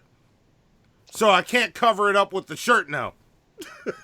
Well, that's your fault for being a black man with a big old penis. There you go. It's your own damn fault. It's your own damn fault. See? There you go. So we only had a handful of people, but we had A-Spec, that is clearly not an A. Rotfeast Tenders, Vinny, Someone, Penultima, and Dumb and Dunmer are the people that all get 250 plunger points for guessing that story number 2, Monty shitting himself on his first date with Tish, is the true story. That story was not true. Yes, that is not true. Yeah. Well, so here's the thing. That story is not true for Monty. Okay. The reason that story has so much je ne sais quoi and depth to it is because on my first date with Shayla, I shit myself while we were at a bar in downtown Atlanta watching the World Series, went to pass gas, and I shit myself, and I had to sneak in the bathroom and throw the drawers in the trash can. That was not a Monty story. That is a Hannibal story. There you go. That's why it sounded so true. Yeah. Yep. That's why I was so detailed. You know what I'm saying? And I know Monty. I know like he go out on dates. He like to draw pictures and stuff. You know what I'm saying? So I'm like, all right, I got you. I splashed the details in there a little bit. You know what I'm saying? Damn. All right. Fuck y'all for bringing these stories. Oh shit! You got to give Penultimate his plunger points. I didn't even see it. I saw other people laughing at that shit, and I had to see what he said. He says Monty couldn't put his dick in the coffee because it was black. Fuck you, Penultimate. Give him his plunger points. Give him his plunger points. The funny thing is, I do drink black coffee, so that's how I drink my coffee. I got you. That's what's up. That's how I like my coffee. I got you. I'm with it. So, all right. Yeah. Look. Shayla said in the chat. She said, "I had no idea that happened. He was just gone a long time." I was like, "Yeah." Well, hell no, you didn't have. He ain't gonna come tell you about it. And his was the most fucked up thing about that shit. You know what I'm saying? It's like the most fucked up thing about it was I didn't even feel like I had to take a shit. Like it was just like, oh, we're just hanging out, and I was like, I'm just gonna pass a little gas, and it was like, and I was like, oh man, that shit was so meaty sounding. Why was it so? Why was that so extra? Yeah, why was it so? That was excessive, and I felt the squishing. I was like, oh god damn it! Like that's the first time it ever happened in my life. Oh, shout out to the sophisticated degenerate. He says, I like my women like I like my coffee. Huge tits. Get your plunger points, sophisticated degenerate. Think about me, Luna, right there, and I shit all over the damn bed. And Luna was there. I was like, oh my god, it was her fault. Pimpmunk literally shit the bed? I literally shit the bed, and Luna she was so sweet about it. She's like, oh, it don't matter, but it did, because I was embarrassed. There you go. You know what? I appreciate. Yep. Fat Faux Talk, Mud Butt, Wild Bowels, Doodoo smells worse. Shayla also says no. He stayed, but he was gone for a really long while. Yeah, I didn't quit the date. I mean, Shayla was too fucking fine. I wasn't gonna end it. You know what I'm saying? He a pro. I had to figure that shit out. Your ass is a pro. You Yeah, go in there, take your clothes off, come back. Yeah, I went in the bathroom, just got completely naked, took all my clothes off, washed my ass in the zinc, right, and then fucking went back to the date. That's how you do it. Yeah, and look, Luna said, yeah, he did. See, look, we all got our stories. I'd also like to point out how we are not embarrassed to talk about this shit. I should probably be ashamed. No, you shouldn't. You a man, damn it. You know, you a professional. You know what you're doing. You a skilled player. You ain't little turd ain't gonna hurt your ass. You don't move along. Listen, let me tell y'all something. I knew Shayla was the one when I first met her ass. We was working together at the Hard Rock Cafe, and I was just like, oh yeah. If I was in a relationship with a girl at the time, and I was like, man, if my girl ever dies in a plane crash or a car accident, I'm calling Shayla the next day. And and we, like, me and my ex broke up like January 7th or January 8th in 2013, and I called Shayla the next day. And I was like, hey, so what's going on with you? How you doing? Blah, blah. She was messing with somebody at the time. I had to wait. You know. All right. That's why. But that is why you always carry some kind of cologne or body spray or something with you in case you shit yourself. Fuck, you're right. Yeah. You You got never to. know when phantom shit's gonna come up. Exactly. Yeah, you never know. You know what? And you know what? I just carry moist towelettes with me everywhere I go. Motherfuckers But don't say moist towelettes, because that sounded really gay. I carry my moist towelettes with me. Yeah, no, it's moist. It's not a baby wipe because I'm not a baby. I'm a grown ass man man. wipe. You say man wipe. Okay, all right, I got you. I carry some man wipes with me in case. There you go. That's what it is. Because look, you never know. It's like you might be on a date with a beautiful woman and shit yourself and be like, what that? You know what I'm saying? Yeah. I don't want the date to end when I'm gonna be like, oh, well, I shit myself. I ain't got no extra draws, so I'm gonna go home. Sorry. You know, go Cardinals. Hope they win. Like, no, fuck that. You finished the date.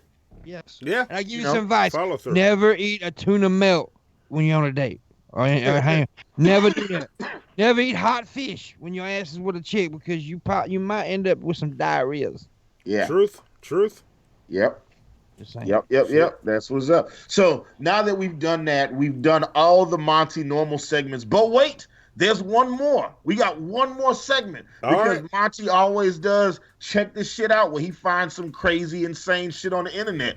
And it's Monty's birthday. I was like, sit down, be humble. I got you, bro. Don't even worry about it. I did the Monty's important shit. You went all the way out. I thought we were about to wrap up. Yeah, so let's go. We can go ahead and just do this and end the show. Let's run. See what we got. Let's see what we got. Let's see if you guys like Hannibal's important shit. Or check this shit out. Can't even get the title right. Hannibal and Monty's Shit Show presents. Check that shit out. What is that? I didn't know they made them like that. I don't even understand what I'm seeing. Remember that shit I gave you last week, nigga? It's nothing, nigga. It's nothing. It's nothing, nigga. Nigga, it's nothing. This shit right here, nigga. This shit right here, nigga. Right here, this shit, nigga. This shit here, nigga. Check this shit out. Name is Chris the Corner Gunner like, nigga.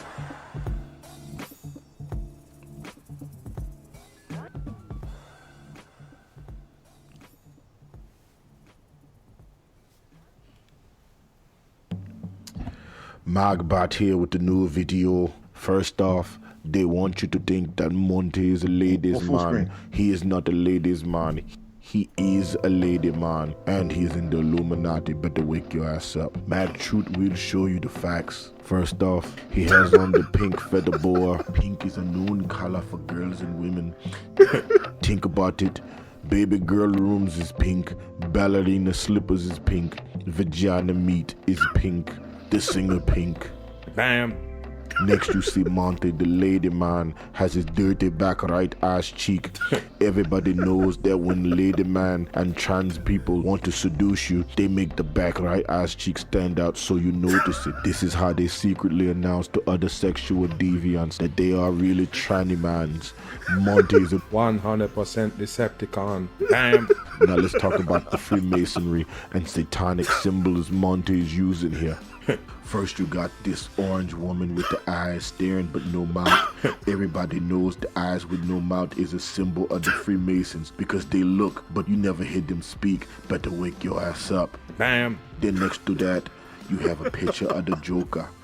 A man who wears lipstick like a man lady, which the Illuminati pushes to the people to encourage society to be open to trans people. And the Joker is about anarchy and chaos, two things the Illuminati is known to support. Bam. Then under that picture, you have the devil worshiping Taz, the cartoon character. He worships Satan so much, he even has the devil in his name. The Tasmanian devil right here is gonna get you busted. Bam, bam. Then even his name, Monty the Stickman. Do the numerology. If you do the numerology, there are 5 letters in Monty and 9 letters in Stickman. Multiply that and you get 45. Subtract 3 for the word duh and you get the number 42. If you divide the number 42 by the satanic number 6, what do you get? Huh? Wake your ass up. Wake your punk ass up. You better wake your ass up. The number 7, which is the number for the Illuminati. Monty the Stickman is a transgender lady man that was put here by the Illuminati. You better wake your ass up. Bam. What the fuck? Hey, man, Mag Truth, bruh. I was doing some searching on the internet and I randomly found a Mag Truth video all about you. It's crazy. It's crazy. Bam. Man, I did not see that coming, bro.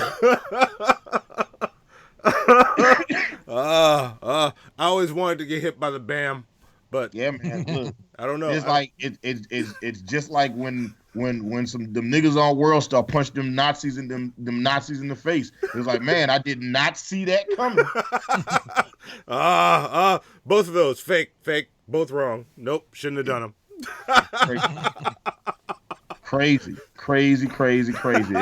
It's so crazy. I don't know, man. I don't know. Bad. I don't know why. I don't even know how Mag Truth. You know, I think it's because you always use Mag Truth videos to check this shit out. He eventually got pissed off. And look, Destruction Inc. did Hannibal. No, I didn't make that. Okay, that was obviously that sounds exactly like Mag Truth, or it sounds like somebody doing a Mag Truth impersonation. Look at my eyes. Do I look like I'm lying? Look at my eyes. Yeah, look at me directly in the eyes. Yeah. Right. Yeah, I would just. And what are the odds that I would find that video on your birthday? Yeah, what are the odds? It's yeah. We need to. Matter of fact, I know it's already on one of Mag Truth's channels. Oh, you know what's crazy? I went to click on the video today on his channel and saw it was deleted, but that's okay because I downloaded it so we can upload it to our channel where you guys can watch that video as much as you want. Yeah, I'll put it up on the channel tomorrow. There you go. There you go. As long as it's still sitting in that files folder when I look at it tomorrow. Yeah. Bam. Oh, Sir Marvin Manister, The Mask Never Lies. There you go. Yes. Can we get a Mac Daddy? Can you get a link to that video? Absolutely. Subscribe to our channel. Yeah. As soon as this show goes off the air, okay, we are putting that shit on our channel. There we go. And we'll put the G shit on there as well. And we need to just do a Jesse Lee Peterson Amazing compilation where we just take all the Amazings and string them together in one long video and then just be like, but each video is going to have, in between each video, you have the intro, the Amazing, and then the outro, and then you do the next intro, Amazing, you know what? outro. And we do all videos. You just gave Zoe more work. Amazing, G shit, and mag videos. Any mag check this shit out? Make a playlist, upload them day after for me, Zoe. Zoe's on it. Sir Marvin Manister says, "How did you download it after it was deleted?" I downloaded it before it was deleted. If I said something different, it wasn't because you caught me in a lie. It was because it was clearly a slip of the tongue. Exactly. That's all it was. Oh yeah, well, Mac Daddy, it'll be posted. You'll see the notification. We're gonna post it to this channel. Yeah, you're right on this channel. You guys can watch, the Mag Truth Monty video. There you go. Amazing. You're right, Fat Tom. Yep. There it is. Wrong word is bam. Bam. Better wake your punk ass up. I wish I could do the impression. You better wake your punk ass up. I wish I could do it. I can't get the voice right. It's, I don't know. Nothing but a Decepticon. Bam. All right. That was fucking fun. All right. Yes. I can't even be mad at that one. That was great. There you go. So, Pimpmunk, thank you once again. You are always just fun as hell. You are hilarious. You're one of the few people on YouTube that regularly makes me like blow snot out my nose laughing. Like, you are hilarious. And the Morning Wood podcast is the best podcast on in the morning. Like, sometimes I have the option to watch you or Sports First Take or like ESPN or some shit, and I'm like, nah, I always watch Pimp. I always want. And hey, make sure you check out, like, this week, Monday, we had the biggest guest we've ever had on. Rucker Ali was on. And yeah, he was he got like 1.36 million subscribers, something like that. Yeah, he's a huge YouTuber, and we had him on. It was a great show. He had him and Jeff Holiday on the same time. Oh, and shit! It was an awesome show. So make sure you check that out. Yeah, it was a good show, and always check it out. It's always a good show. It is. Yeah. Morning Wood's always fun. So love Morning Wood. And look, like Pimp, you are always welcome on our show, as is Luna, as is Red Eye. And Luna and Red Eye, don't welcome Red Eye. We need to talk to both of you guys tonight. So we can try to figure out the scheduling for next week. They pushed y'all aside. No, we have not. We have not. We have not. They don't we just haven't scheduled it yet to get it right. Now, normally I like to do stuff to try to make Monty pissed off right about now. You know what I'm saying? So he rage quits. But I'm not going to do that tonight. I'm not going to do that at all. Before we end the show, Brian Harris donated some money. He says, "Happy birthday, Monty, from Emily Blunt's very nuttable face to yours." and Vinny donated $20, and I already read this, but I'm going to read it again. He says, "Happy birthday, Oreo. Just kidding, Monty. Hope you get to watch Fight Club tonight." There you go. I'm not gonna. Now, Monty purposefully made the look, Sticks Demetrius says, "Hell, I'm late. Is it really Monty's birthday? Happy birthday." Thank you. It's the birthday weekend. I'm celebrating all weekend. I'll be doing I'm going to do a live stream randomly during the weekend, but whenever the fuck I feel like it. I think me and Monty should have a competition, because I hate Metallica, right? Everybody knows I fucking hate Metallica. Yeah. So me and Monty, we got to come up with some kind of competition. If I win, you watch Fight Club. If you win, I'll have to listen to a Metallica album. Live on stream. All right, we'll figure out the competition. Monty versus Pimpmunk. In order to make that balance out, you'd have to listen to 2 Metallica albums. Yeah. Oh, fuck. Or we'll do this. You have to listen to a Metallica album, and you have to watch like an hour's worth, an equal amount of Metallica videos, so that the amount of watch time for Monty equals out to the amount of Metallica time. That makes sense, but I'll probably cut my wrist and die, but okay. All right. And look, and I already got it figured out. The challenge will be who can get a black woman's phone number the fastest. Luna, give me a number now. Already got it. Look, I can do that too. Luna, what's your phone number? Direct message it right now. I'll send it. Monty, I can give it to you. See? So that means I win. Pimp can give it to me. I'm not going to use it. Don't worry. I already got the number. That means I win. Man, you don't know. There you go. No. That means you won. So that means you watching Fight Club tonight, Monty? No. We're going to come up with the rules for this. No, it's not one that you have already. Matter of fact, we're going to let the shitheads and And what do you call your fans, Pimpmunk? The woodpeckers? What you call? It's pimple fans actually. Okay, pimple fans. See, pimple fan, like sycophant, pimple yeah, fan. yeah. So we get the pimple fans and the shitheads. We'll let them vote. There's a lot of crossover there, so we can see which it is. Oh yeah, I'm definitely, if I'm picking Metallica albums, I'm picking Saint Anger because that was my least favorite Metallica album I've listened to date. So my Pimp, that's gonna be the one you got to listen to. And Monty, you are getting the director's cut with bonus scenes for Fight Club. I already own it. Yeah, The crazy thing about it, he might end up liking it, and I fucking hate Metallica. Yeah, I could very well love this. I have not watched it because I don't think it's good. I want to see it. Yeah, but there's principalities in this. So. Yeah, I got you. Well, like I said, I'm not trying to make Monty Rage quit tonight. You know, like he's actually, and this is me, metaphorically taking the mask off right now. Monty is an amazing human being. When he reached out to me, like Monty and I talk all the time, and when he told me like a year and some change ago that he was like, "Yo, man, I want to get back to doing the show. I want us to get back to doing our radio show, but instead of doing radio, I want it to be on YouTube. I want it to be a podcast. This is how I want to do it." When he pitched the vision to me, I was just like, "Look, I'm going to do it because you want to do it. And I enjoy doing the shit. I don't really know how we're going to make it work." And Monty was like, "No, man, we're going to make it work. This motherfucker's going to make us money. We're going to be able to do this, this, and that." And I didn't see the vision that he saw, but I believed in that motherfucker. Because if he ever feels that strongly about anything, I know there's something there. And I was like, all right, let's run it. And we did it. And this show has been fantastic ever since. I love doing the shit show. I can't imagine that there was a stretch of my life where we weren't doing this anymore. Yeah, same here. This has been fun. I'm enjoying it. Let's go further with it. This has been fun.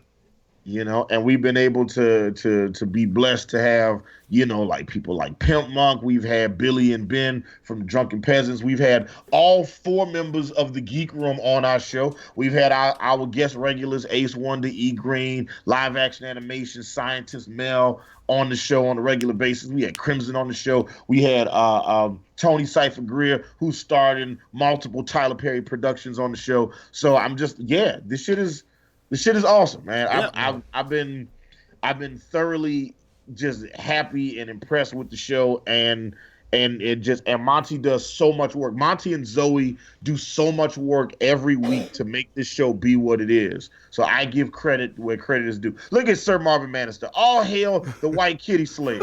Right. I saw somebody else call you the pumpkin spice panty dropper. So yeah, they know. You know what? I'm not going to rage quit, but I am going to say thank y'all. It's been fun. Roll it, Zoe. This was a shit show. Y'all finished or y'all done? I ain't got no more talking. Sweet Halloween in Collard Green.